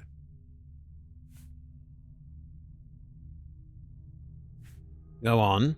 My mother died recently. Before she passed, she gave me this key and told me it would unlock the truth at the place of my birth, Crowhaven. Crowhaven is a ruined fort far to the west of here. I'd go myself, but my training regimen doesn't allow for the luxury of such an excursion. My friend, you must travel to Crowhaven and use the key to unlock whatever it is that holds the proof of my birthright. Find this proof and return it to me, and I'll share with you some of my finest combat techniques. Trust me, you can't learn these moves in a book.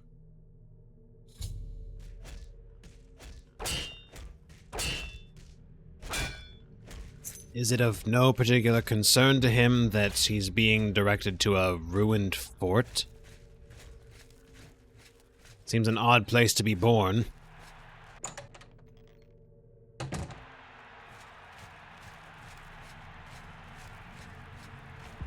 people of the Imperial City, welcome to the arena.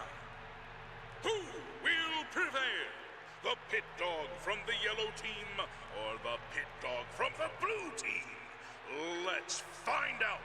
Lower the gates!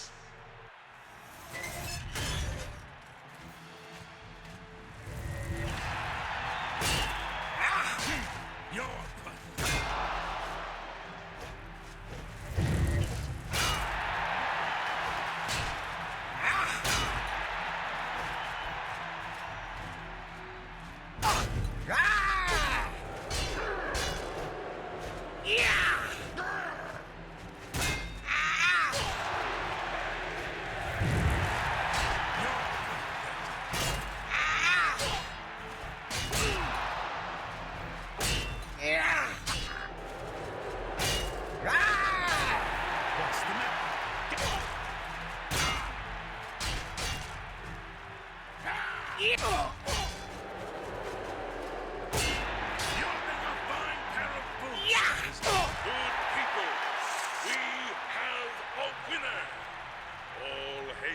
combatant from the blue team. Victor from the blue team, leave the arena now and rest. You earned it. Yeah, kind of mopped the floor with that guy. Major wound is putting in decent work.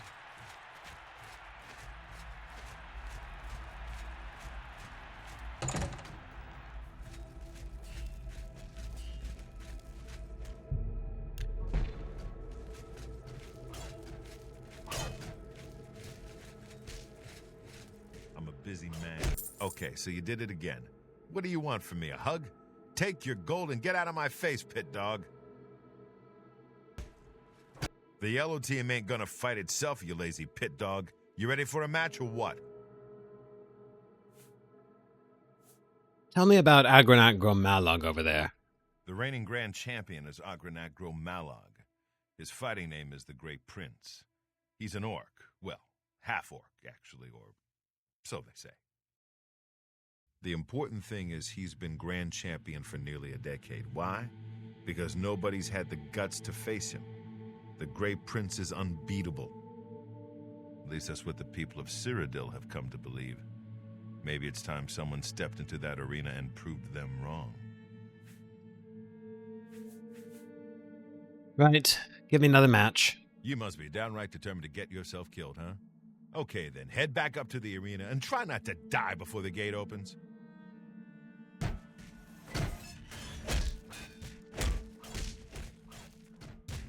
Stop talking already! These bedrolls. Level 4. You've done things the hard way, but without taking risks, taking responsibility for failure, how could you have understood?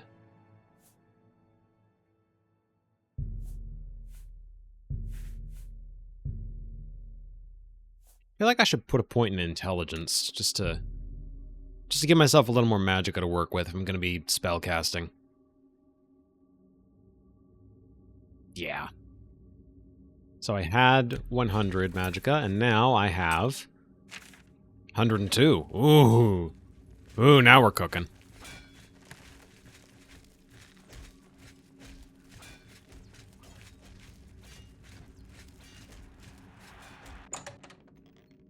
Big money.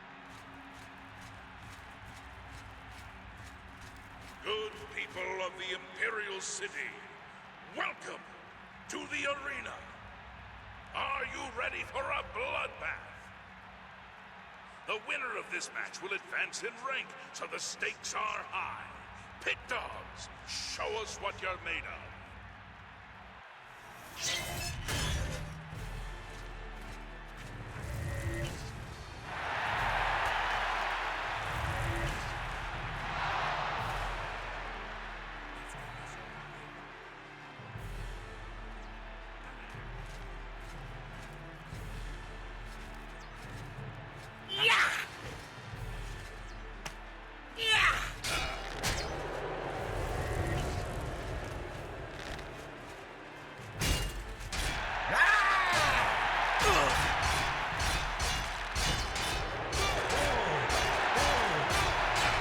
Riveting. Riveting combat going on here. We have a winner. All hail the combatant from the blue team. Victor from the blue team. Leave the arena. They can't even see it. Rest. You earned it. This can't be what the people came to see because they couldn't even see it. It all happened down in that tunnel there.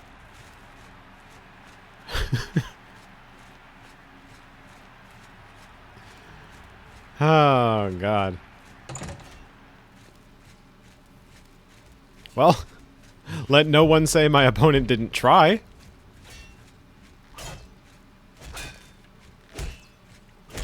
I can't believe I'm saying this, but you're no longer a pit dog. That's right. You've actually advanced in rank. Congratulations, Brawler. Brawler. I'll take it. Oh, hey there. Nice to make your acquaintance. Well, my name's not important, really. I'm a combatant in the arena. Gladiator rank. Pleasure to meet you, not important. What do you think of the arena? It's our home away from home, isn't it?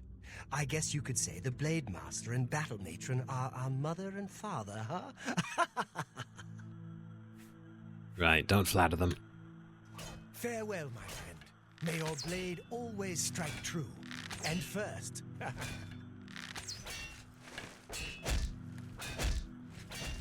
Decent enough people, I suppose, but... well, I only needed a little cash for the time being. Now, where were we?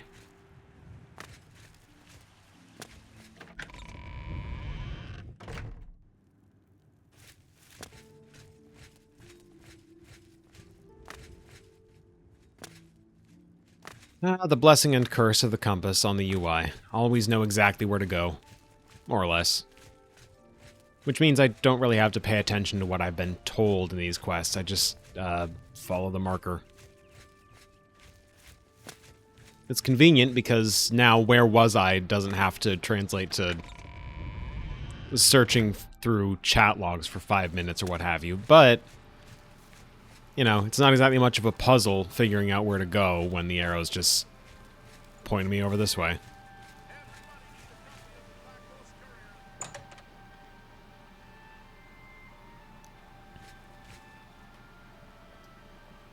Hello, Boris.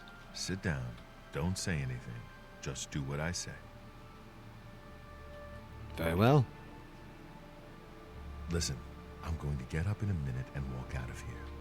That guy in the corner behind me will follow me. You follow him.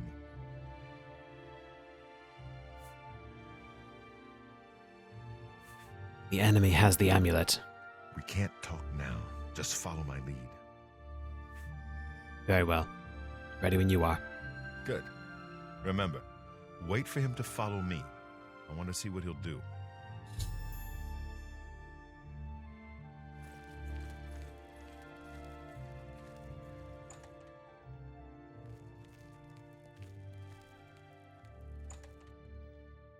Luther Broad's boarding house. I'm Luther. You want beds or food? See me. Where are his eyebrows?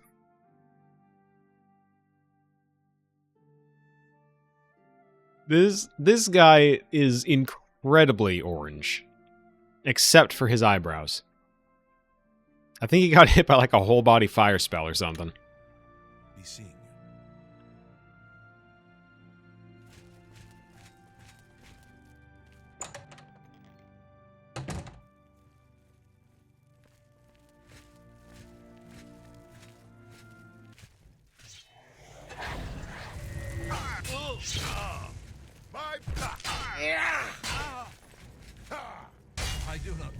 death.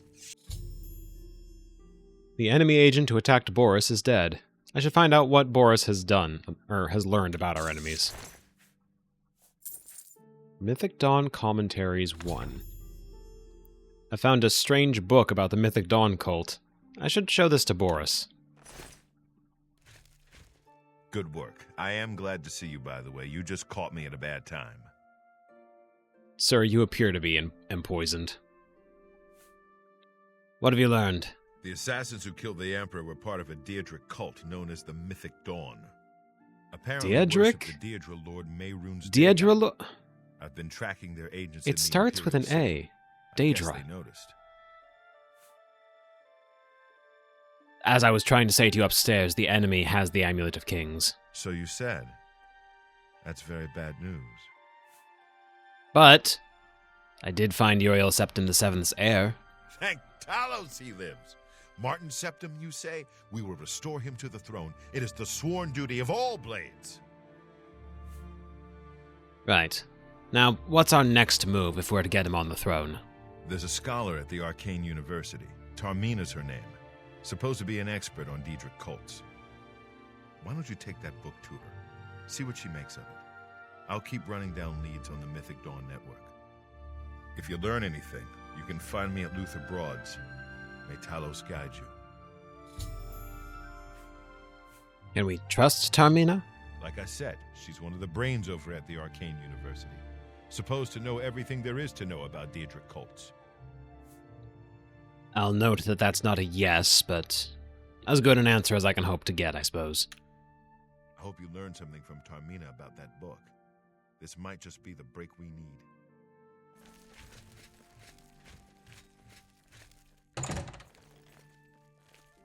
What do you need, friend?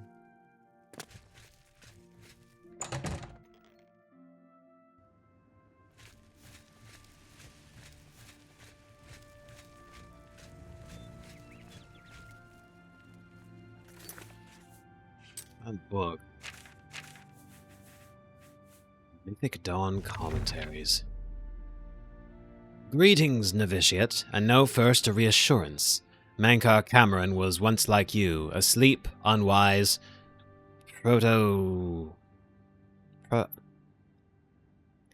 mortals leave the dreaming sleeve of birth the same, unmantled save for the symbiosis with our mothers, thus to practice and thus to reproachment, until finally we might through new eyes leave our hearths without need or fear that she remains behind.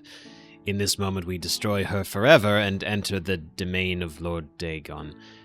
Okay. Right. Fascinating stuff.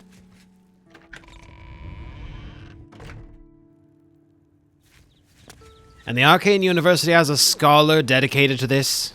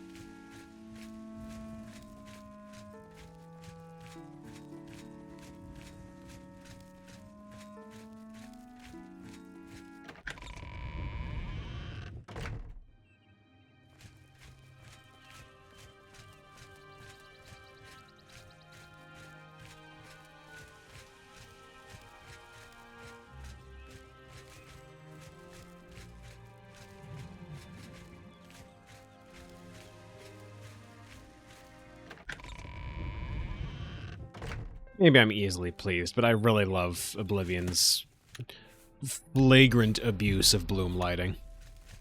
Speak.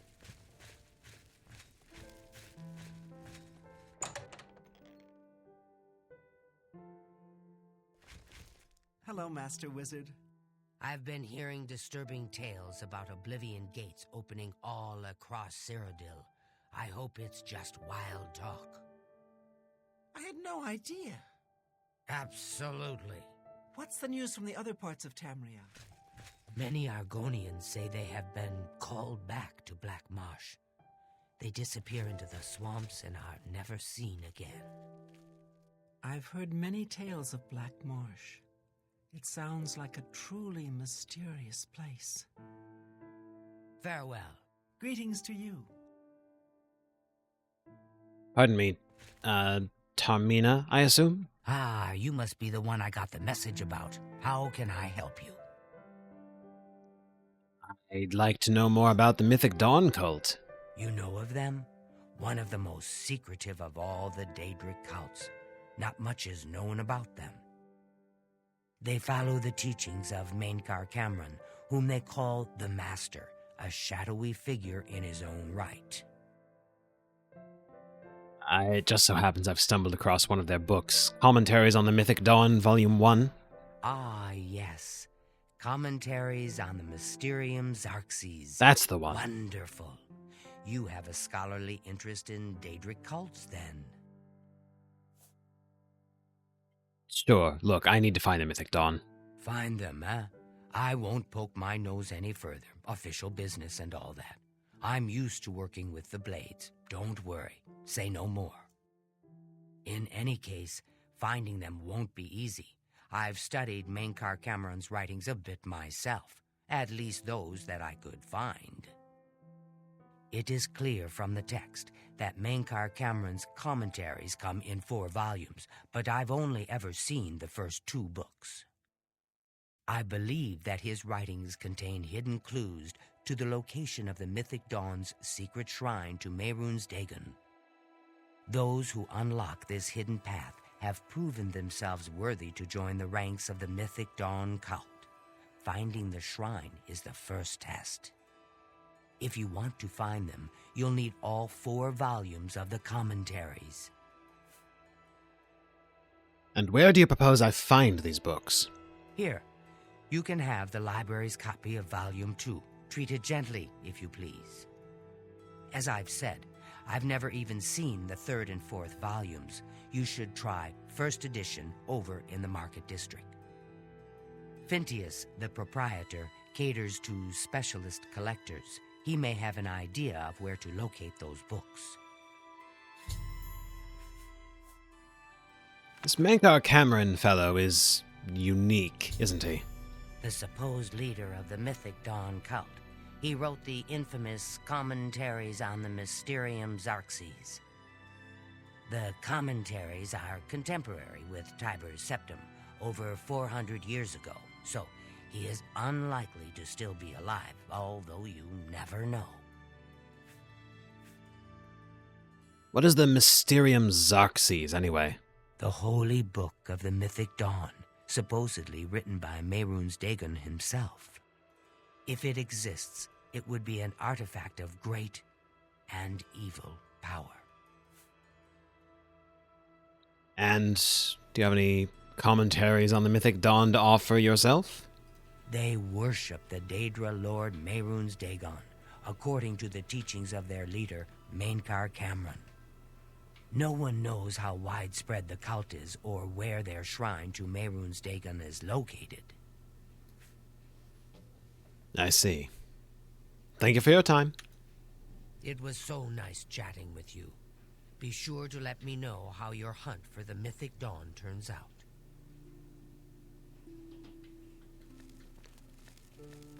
Why is she looking at me like that?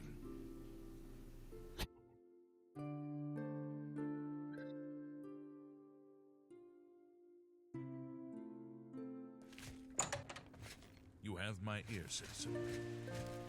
Okay, so 2 Argonians sitting in the friggin'... I don't want to make this into a running thing, but... 2 Argonians sitting in the Arcane University talking about something. An elf just staring wordlessly at me, a little judgmentally the whole time, and then another mage behind my back, mouthing words, facing toward her, mouthing words that he does not actually say aloud. Is everyone in Cyrodiil secretly racist? Like, what? This is the second time now weird things have happened around me that make me feel like I'm being judged, mocked.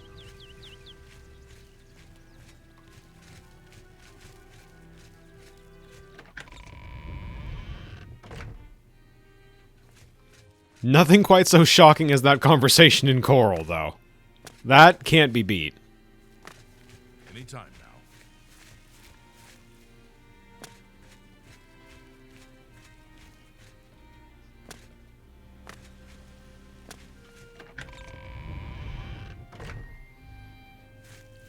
Down through Green Emperor Way, over to the Market District before 9 p.m., which I think is when the shops close.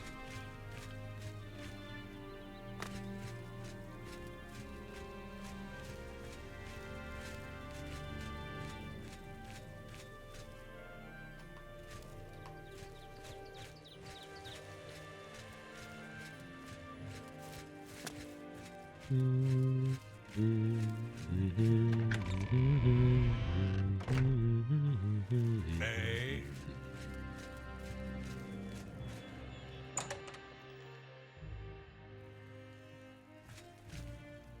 Pardon me. I'm Phintius, owner and proprietor of the first edition. Look around. If I don't have it, maybe I can get it. Maybe you can get it, you say? I happen to be in the market for an exceedingly rare volume pertaining to the Mysterium Xarxes. You must be referring to Mankar Cameron's commentaries on the Mysterium Xarxes. A common mistake. It comes in 4 volumes. The first 2 volumes are rare, but you may run across them from time to time. The 3rd and 4th are impossible to find. Well, it happens that I need volumes 3 and 4. I happen to have a copy of volume 3 on hand, but I'm afraid it is a special order. Already paid for by another customer. Sorry. Gwyneth would be terribly disappointed if it was gone when he came to pick it up. So sorry I can't help you. Right. And volume 4? I wish I had one, but I have never even seen a copy.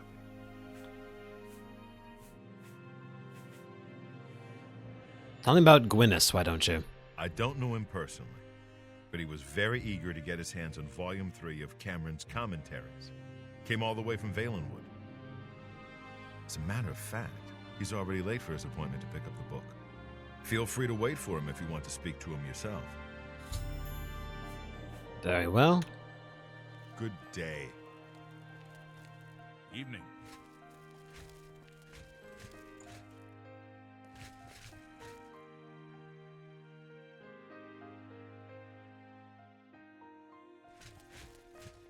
I suppose I'll wait then.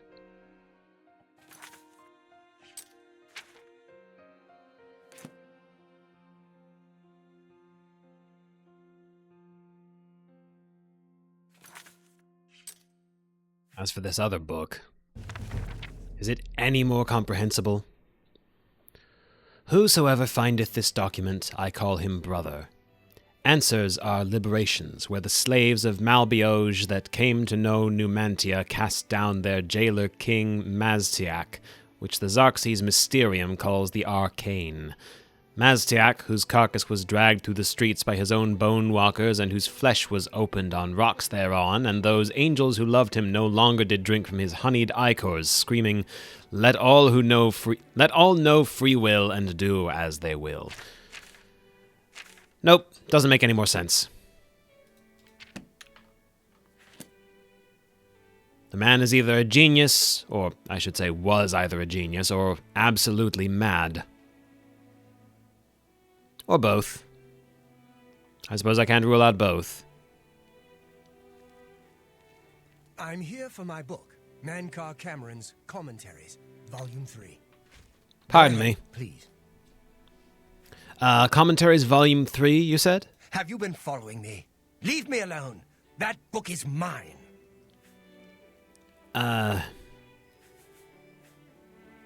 Just give me the book and I'll leave.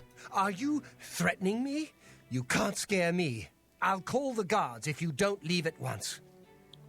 No, you won't call the guards. What do you mean? I'm an upstanding citizen. I have nothing to hide.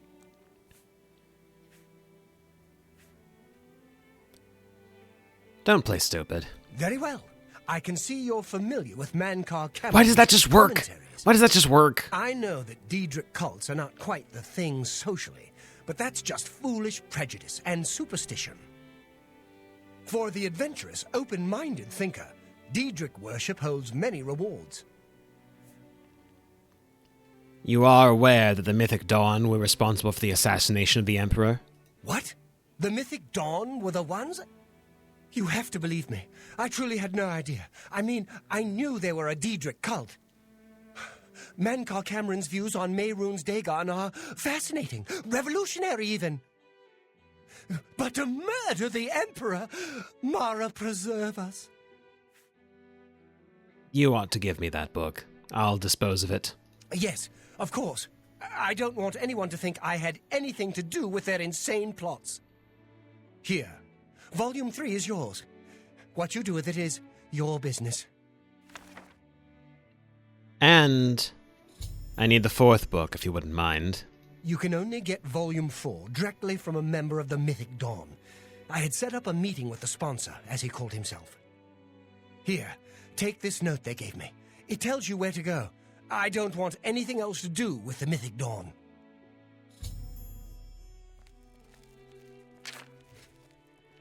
Hello, Phintius. What can I do for you? Any opinion on the transaction that just occurred?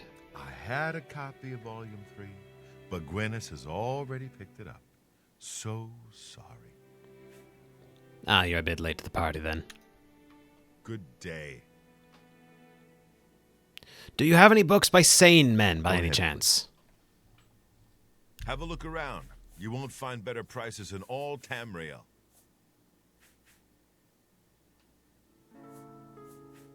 Dwemer History and Culture. Gods and Worship. History of Lockpicking. Nerevar, Moon and Star.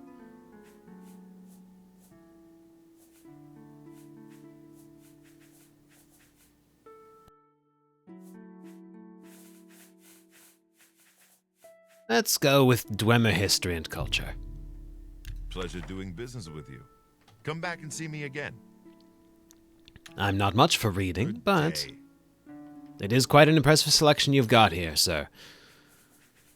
Dwemer History and Culture.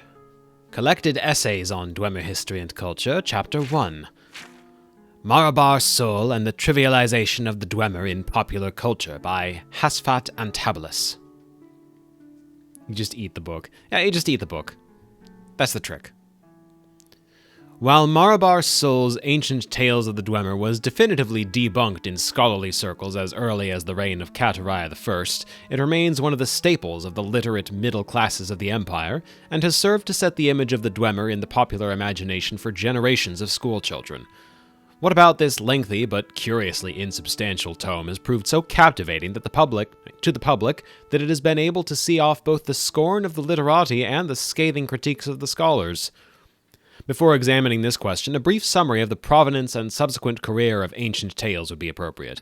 First published around Second Era 670 in the interregnum between the fall of the First Cyrodiilic Empire and the rise of Tiber Septim, it was originally presented as a serious scholarly work based on research in the archives of the University of Gwilym, and in the chaos of that era was taken at face value, a sign of the sad state of Dwemer scholarship in those years.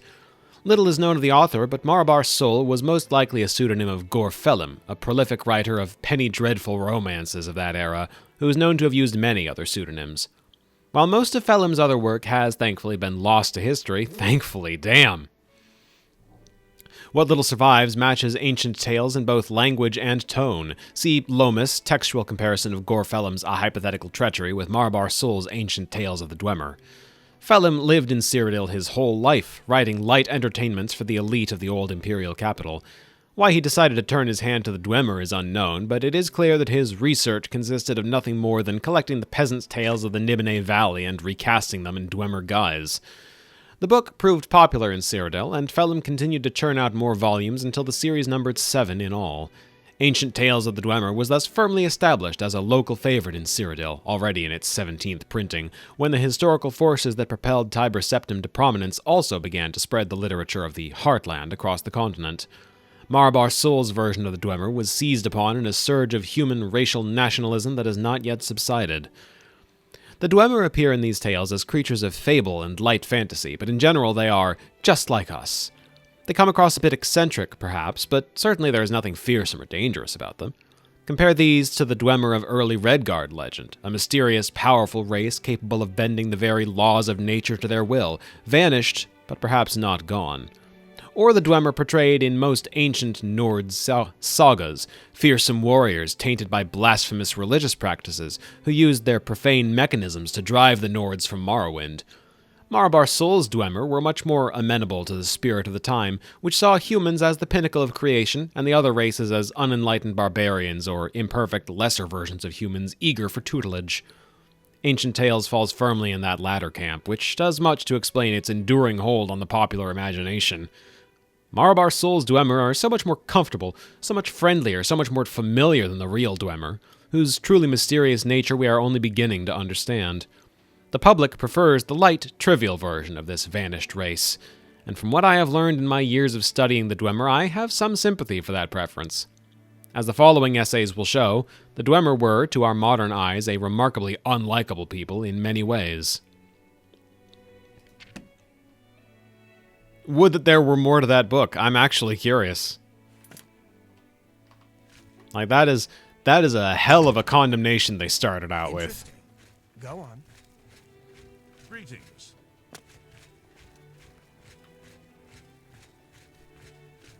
Hey, Marabar Sol, your book fucking sucks. In this essay, I will...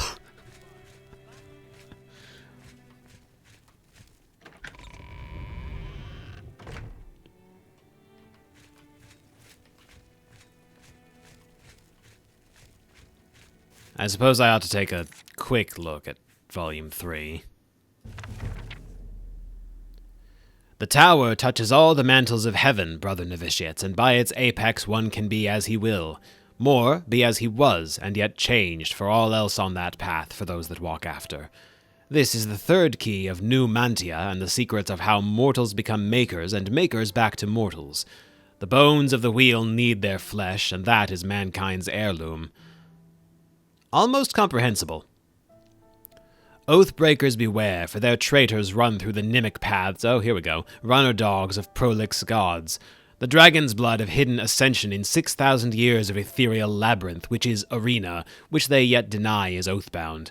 By the book I take this key and pierce the divine shell that encloses the mantle takers, the skin of gold, scarab a orbex. I'll give you one more paragraph. Woe to the Oathbreakers! Of the skin of gold, the Xarxes Mysterium says, Be fooled not by the forlorn that ride astray the roadway, for they lost faith, and this losing was caused by the Aedra, who would know no other planets. Whereby the words of Lord Dagon instructs us to destroy these faithless, eat or bleed dry the gone forlorn, and gain that small will that led them to walk the path of Godhead at the first, spit out or burn to the side that which made them delay. Know them as the Nimoli. I'm sure to someone this must make sense. It has to. They wouldn't just let the man publish 4 books of this drivel otherwise.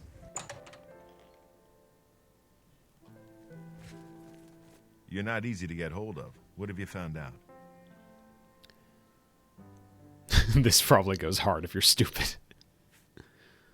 There's to be a meeting for the acquisition of Volume 4.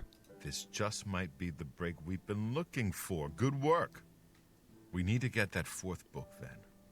If Tarmina is right, we can use these books to locate the Mythic Dawn's hidden shrine.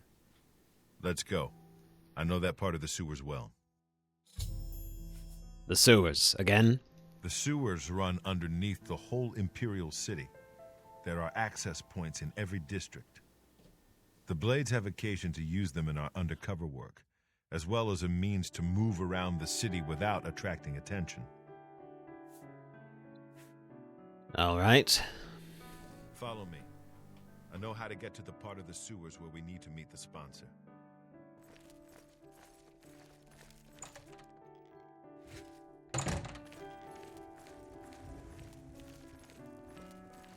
You know, Boris, I feel like I should have asked. Can Luther Broad be trusted not to tell people what we're doing? We were holding rather revealing conversation directly in front of him. That's my main concern here.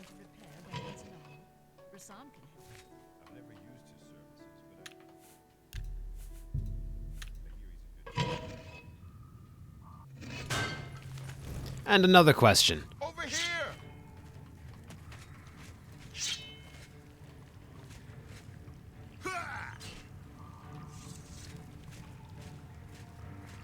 Alright. What do we have as far as threats here, then?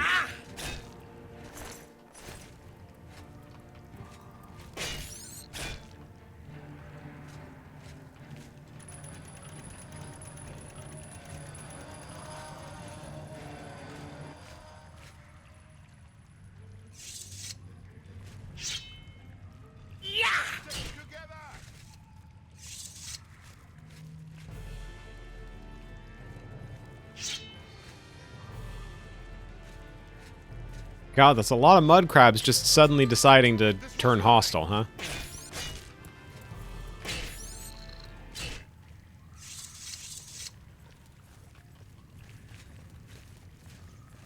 The client were... What is with all the rats and mud crabs down here? Does nobody come down here to clean this place out once in a while?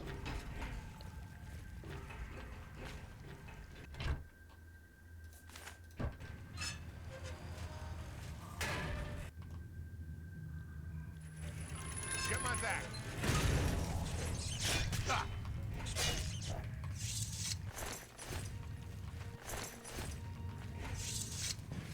Look out! Ah, by the Nine Divines.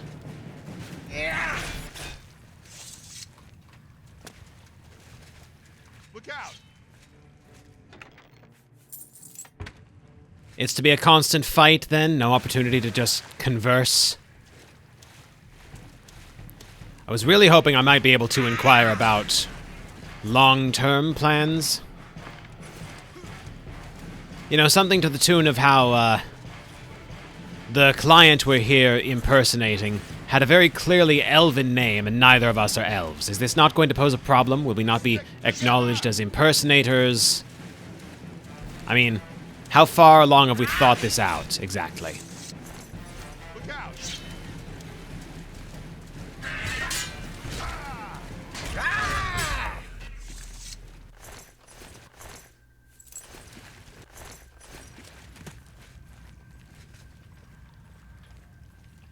There are mud crabs, rats, and goblins living in the Imperial City sewers. Why has nobody come down here? Why are they just allowed to have ready access to any fool who blunders down? They're building a camp! Look at this. Where did they get all these bones from, Boris? Where did they get all these human skulls? Why are they allowed to have human skulls in such ready supply down here, exactly?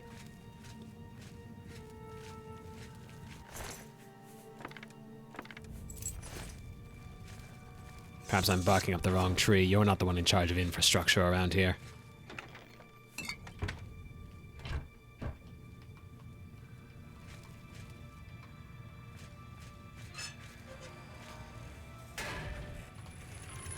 Get my back.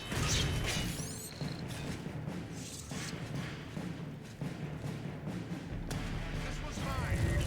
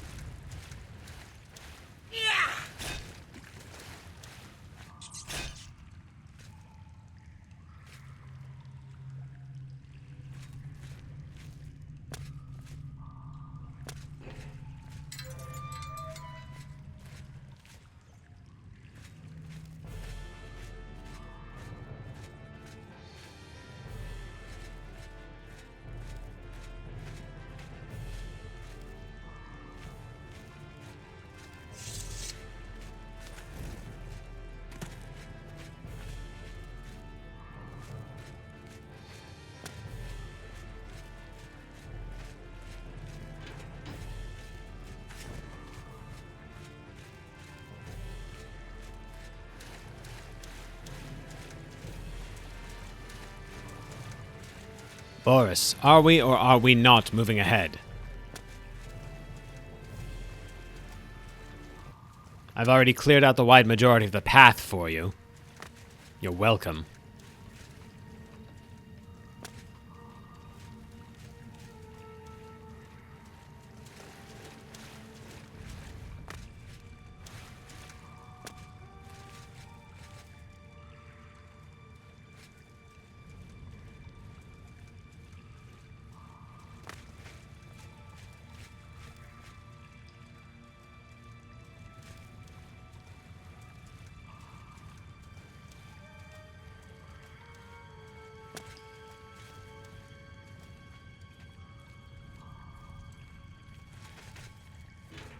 And why did you come down here without armor?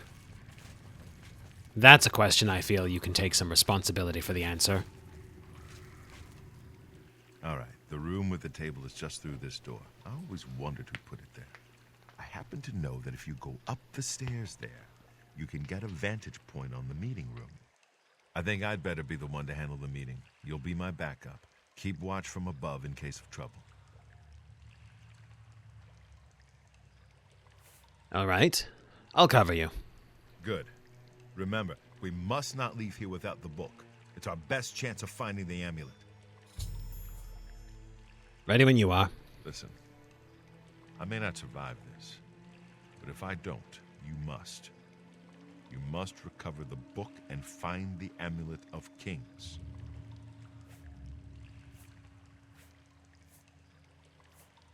You leave me little choice. That's right. Everything depends on this, so don't screw it up.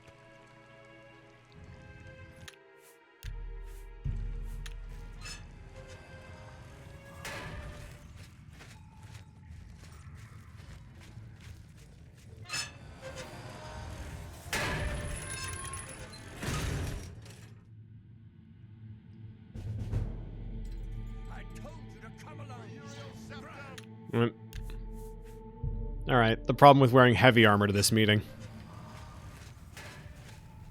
They're going to notice me immediately if I make any noise. So, just stand here and listen, I guess.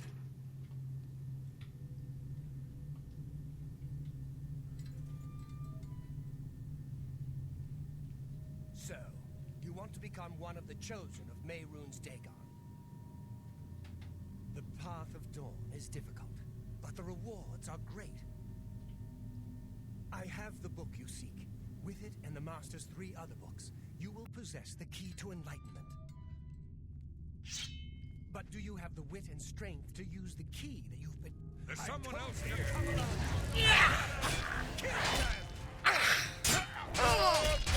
The dragon fire! I'm sworn to die! My blood! Paradise. Training a fellow.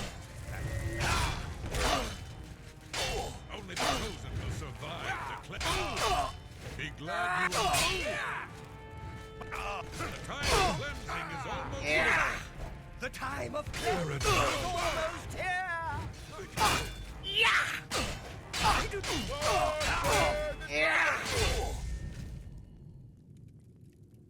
Really? The last hit killed... That was almost first try. Nah.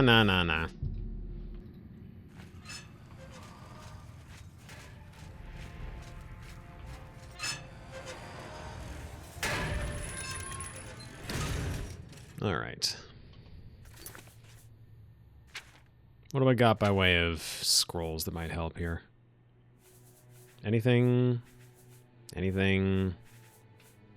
Nothing. So, you want to become one of the chosen of Mehrunes Dagon. The path of dawn is difficult, but the rewards are great. I have the book you seek. With it and the Master's 3 other books, you will possess the key to enlightenment. But do you have... There's someone else here! Brothers! You are weak! Do not fear death!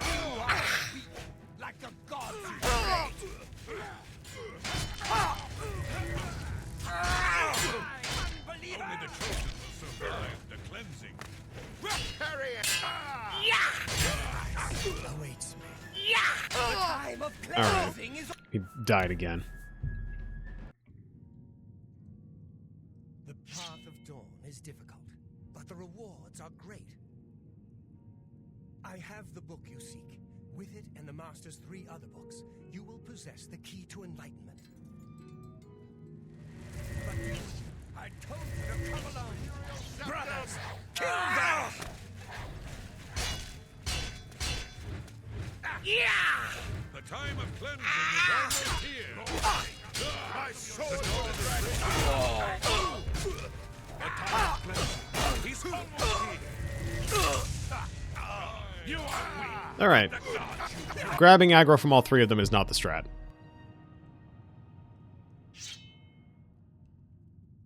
The path of dawn is difficult, but the reward... Damn right it is. I have the book you seek. With it and the Master's 3 other books, you will possess the key to enlightenment. Brothers, kill this pretender! Yeah!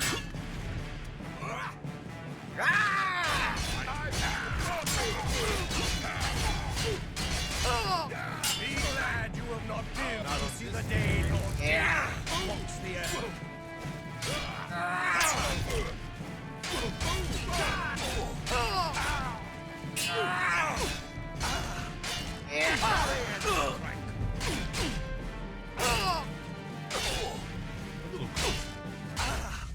That's more like it. That's 3 more that won't be reporting back to their master. Sunken Sewers key. Oh, hey! An enchanted ring. It's not a great enchantment. Resist paralysis 20%. Oh, that's much better. Fire Shield 7. Yes, please. Absorb Magica Tome. And Book 4. I have the 4th and last volume of Mankar Cameron's writings on the Mysterium Xarxes. I can now piece together the clues within them to find the Mythic Dawn's secret shrine. Maybe Tarmina can help.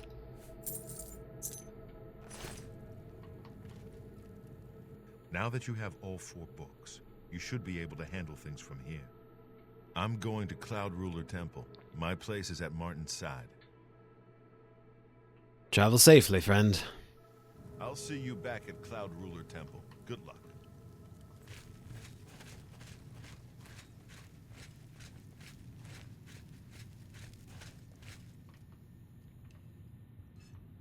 They really never thought to sweep back here? Like, I don't know. I can't help feeling maybe the Mythic Dawn robes and the Mythic Dawn banners would be a giveaway as to what the deal with this place is.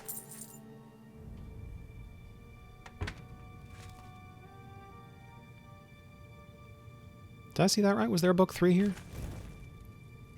No, just 1 and 2. It's decent cell loot.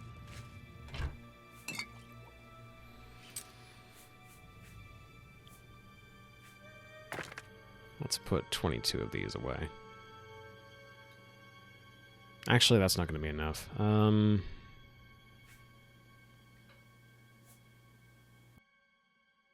Yeah, honestly, put both of those back. And pick up these spare copies instead. Someone will be interested. Ooh. Hard lockpicking. Let's see what we got. Slow, fast, fast, slow. Slow, fast, slow, fast, slow, fast, slow, fast, slow. Fast, fast, slow, fast, fast, slow. Fast, fast, fast. 6 gold. 6 gold for that. Okay. I mean, 6 gold is 6 gold, you know.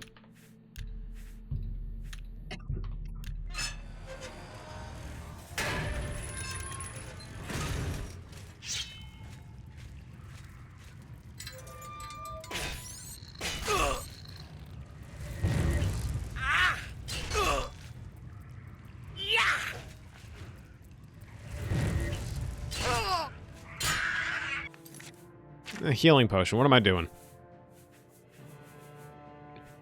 Not carrying a healing potion.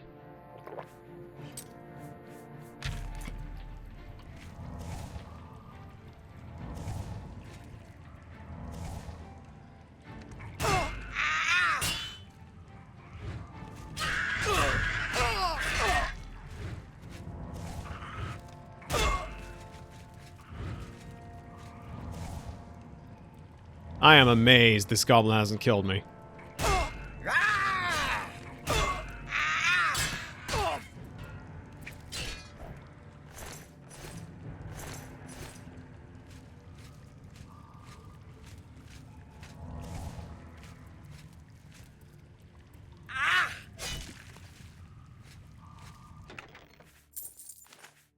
Soul gem. Weak potion of healing. Now we've got one.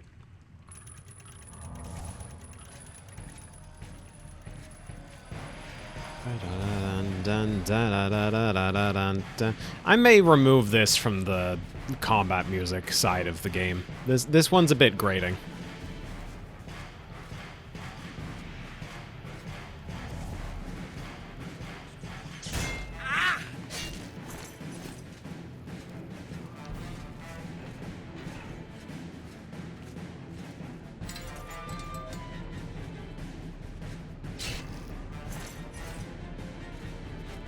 Oh. You another goblin skirmisher or just another goblin? Another goblin. That's fine.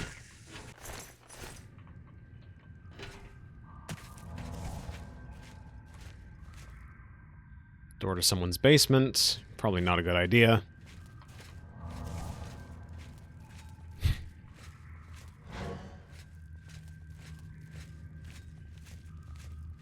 Actually, why do people's basements connect directly to the city sewers?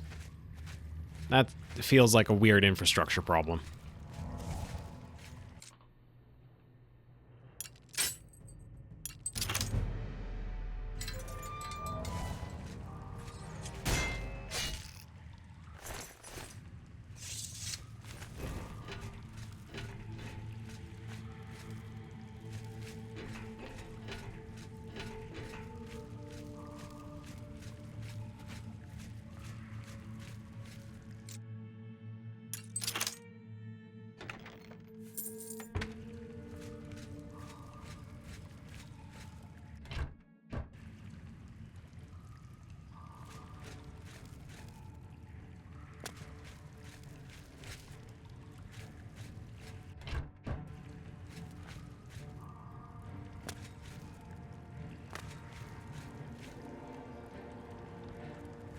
Okay, why is there combat music playing?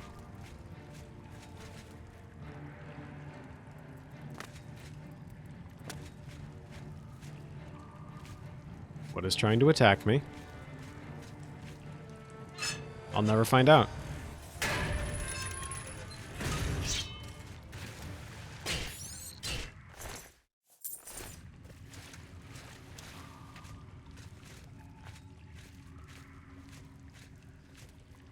Southwest tunnel into the temple sewers. Kill this fool. Kill this fool. Oh, that thump.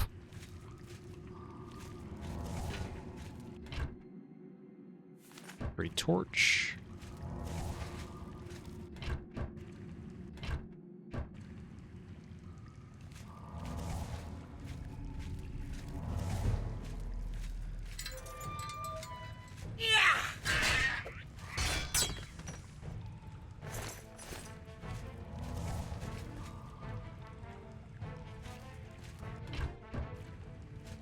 Nothing in there.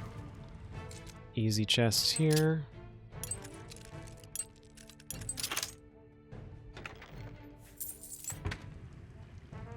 Easy chest here.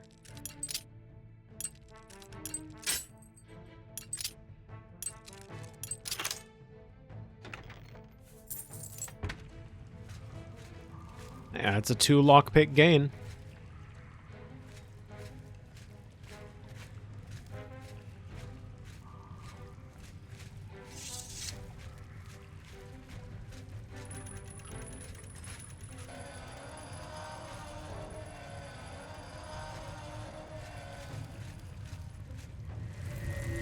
Alright, it's a touch spell.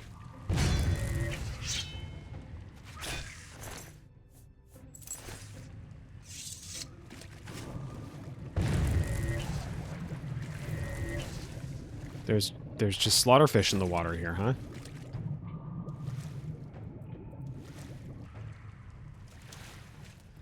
I mean, I guess I can't expect them to keep their sewers clear of everything, but how about some things? I'm just a low-rank adventurer running around with a basic Frost Touch spell. I can clear this place out.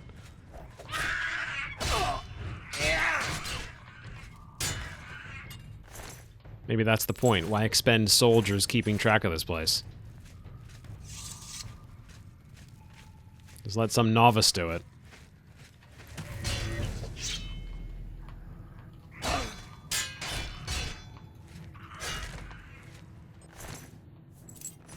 Oh, that was a face. That's a face. Damn.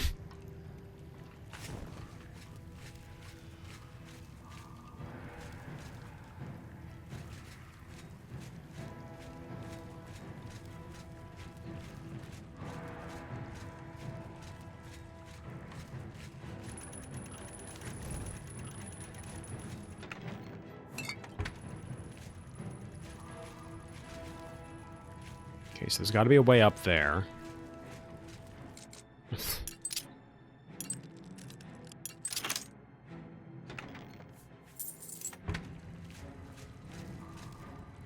These stairs.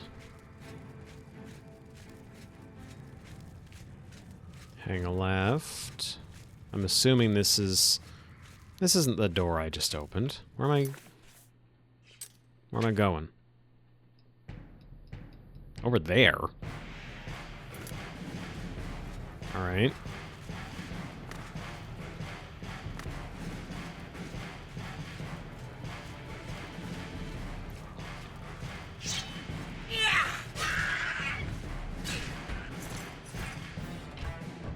Nope, tongs.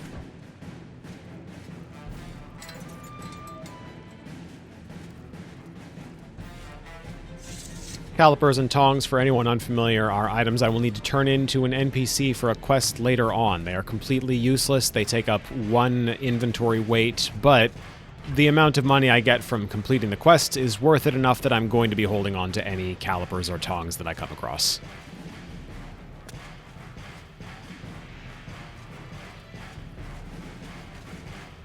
That's... Huh. Just a hole in the environmental geometry they forgot to close up, because it's, I guess, not visible from most angles. If you're down here, you can't really see it. You can totally see it this way, though, so who knows? It's a Bethesda shortcut.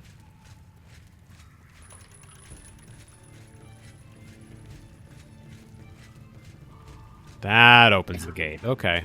All right.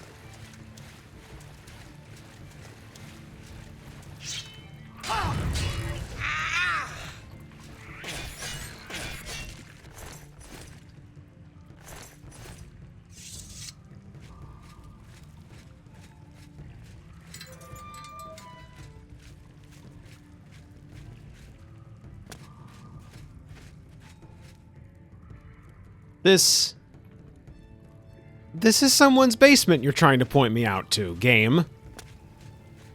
I'm not exiting through someone's basement.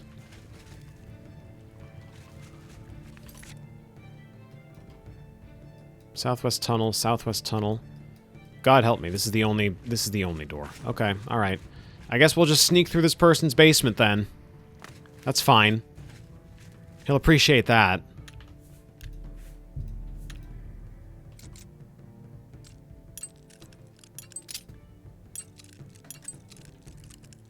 Fast, fast, slow.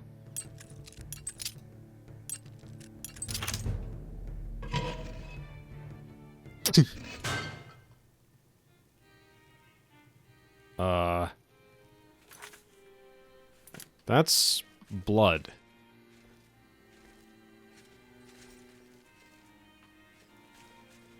Why is there blood?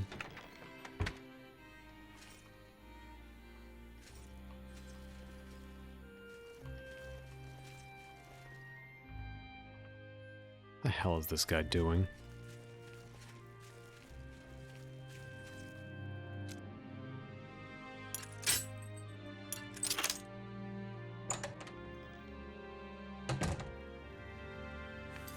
It's free blood. Yeah, I guess I'll just take it then.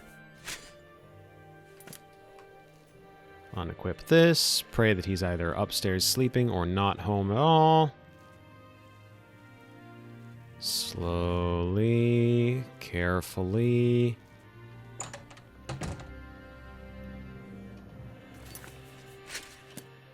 And we're good.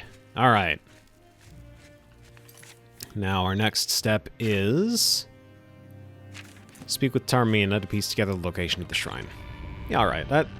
Figuring that out seems like an okay place to end the stream. Ordinarily, I would try not to end it until 3, but this feels like a decent enough stopping point. We're close enough to 3, and I'm starting to get a little bit exhausted. I shouldn't play Oblivion for too many streams consecutively. I'm going to need to think of a different game to play next stream. Because the energy is just not quite with me today, I think.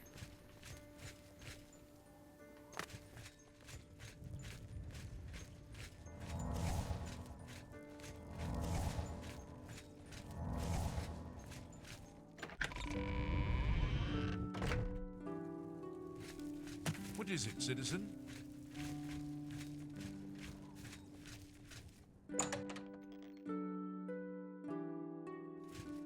Pardon me, Tarmina. What do you want? I've acquired all 4 copies of commentaries on the Mysterium Xarxes. I would like to speak with you more on the topic of the Mythic Dawn. To find their secret shrine to Mehrunes Dagon, you'll need to study the 4 volumes of Mainkar Cameron's commentaries. It is a fairly common practice of these kinds of esoteric cults to put hidden messages within their sacred writings. In effect, simply by finding their way to the shrine, prospective members have already passed the first test on the road to enlightenment. You've piqued my curiosity about this puzzle. I will think on it myself and let you know if I have any ideas. Check back with me tomorrow after I've given this matter some thought. Very well. I'll keep studying the first 2 volumes of the commentaries. Who knows, I might turn up something before you do. Seat appears untaken. I may as well join you. Studying. Haven't done that in a while.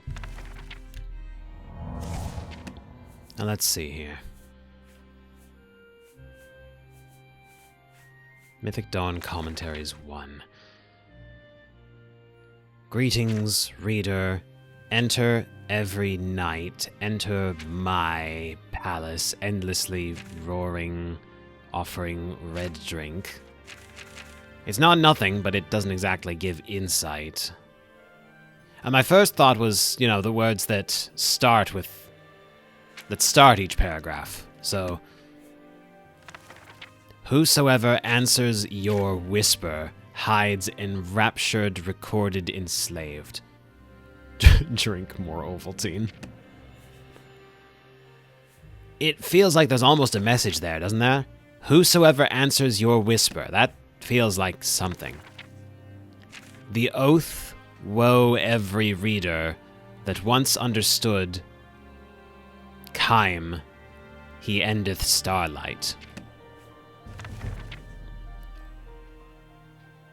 May I deathlessly deny all your sons under nothing.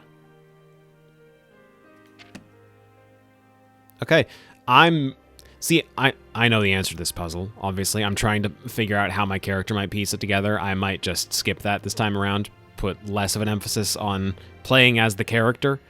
One thing I will say, though, is that doing that again, that almost sounds like there's messages hidden not only in the first letter of each paragraph, spoilers, that's the answer, but also the first words of each paragraph feel like they're almost saying a message of their own, which if I'm remembering right, Michael Kirkbride is responsible for writing these, so I would not be at all surprised if there's layers within layers, messages in the messages. He's a freak like that. So, as for the correct solution, it's the first letter of every paragraph. Green Emperor, Green Emperor, Waywer, Green Emperor Way Where, Towertouches, Tower Touches, Middaysun, Midday Sun. Green Emperor Way, where tower touches midday sun.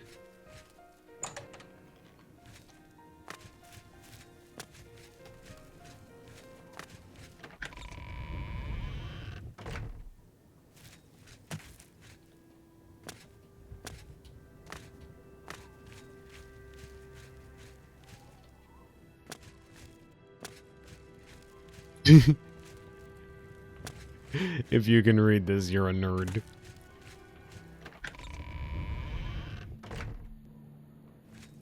You have my ear, citizen. Michael Kirkbride would probably also put that message somewhere in one of these books.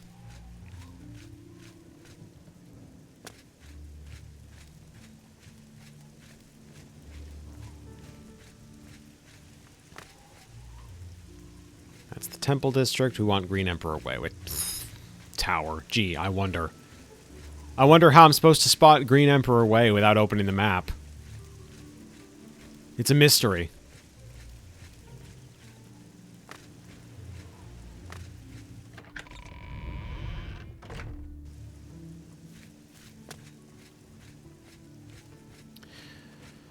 I'm sure I talked about it on my first play, like on my first stream through of this game, but Michael Kirkbride is a mad genius as far as hiding esoteric knowledge in the various books he writes for this game, for this series, I should say. The Mysterium Xarxes commentaries almost make sense. Like, if you're familiar enough with the phrasing, terminology, etc., there's actually some mad logic to the commentaries and their implications. I'd want to get into it at some point, but I'm not feeling it right now. I just want to wrap this up and call the stream done for today. So, midday sun, it says. If we wait until 11:45 and go from there, that should be fine.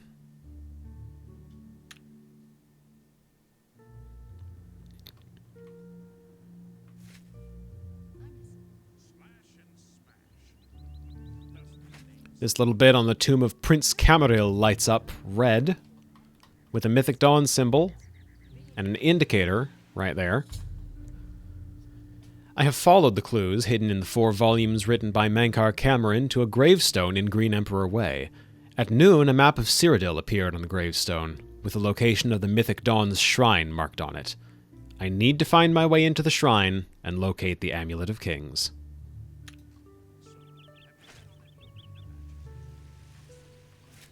Alright. That seems like a decent stopping point. Next time we boot up Oblivion, which will not be next stream, I'll think of a different game to play instead, we'll be infiltrating the Mythic Dawn's hideout.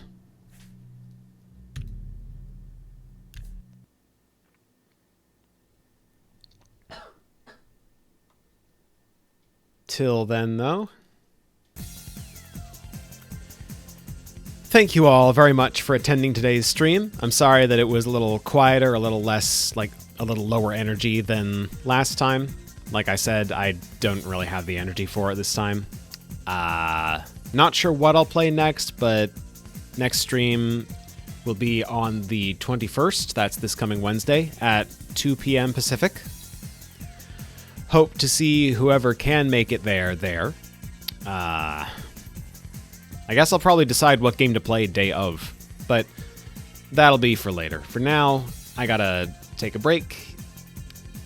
If you missed today's episode or you want to rewatch this one or a previous one, you can check out the re-upload at Strawbunny Slime Stream Archives on YouTube. I post the latest episode usually within an hour and a half of it being completed. If you want to stay updated, type info to get a link to our Discord and our Blue Sky. We just, with the help of friend of the channel, Fabrikitty/Mini, we just revamped the Discord a little bit, so it's technically a community Discord now. So anyone who wants to keep updated can actually do so in their own server without having to attend ours, just by linking theirs up to ours. So that's neat. A round of applause for Minnie on that. Not sure if she's still here, but, you know. In any case, if you enjoy the streams and you want to support the channel, for $4.99 a month, you can subscribe. Or if you have an Amazon Prime subscription, you can apply it for free and gain access to the 3 emotes you see there. Those are Cogchamp, Strawshade, and Angew, or Angew. I need to figure out how to pronounce that at some point. Provided by also friend of the channel, 11coolcat there. Round of applause for Sonia. I really like those emotes. She does very, very good work. All right. Just 1-1. Did I not say 11coolcat? Thought I did.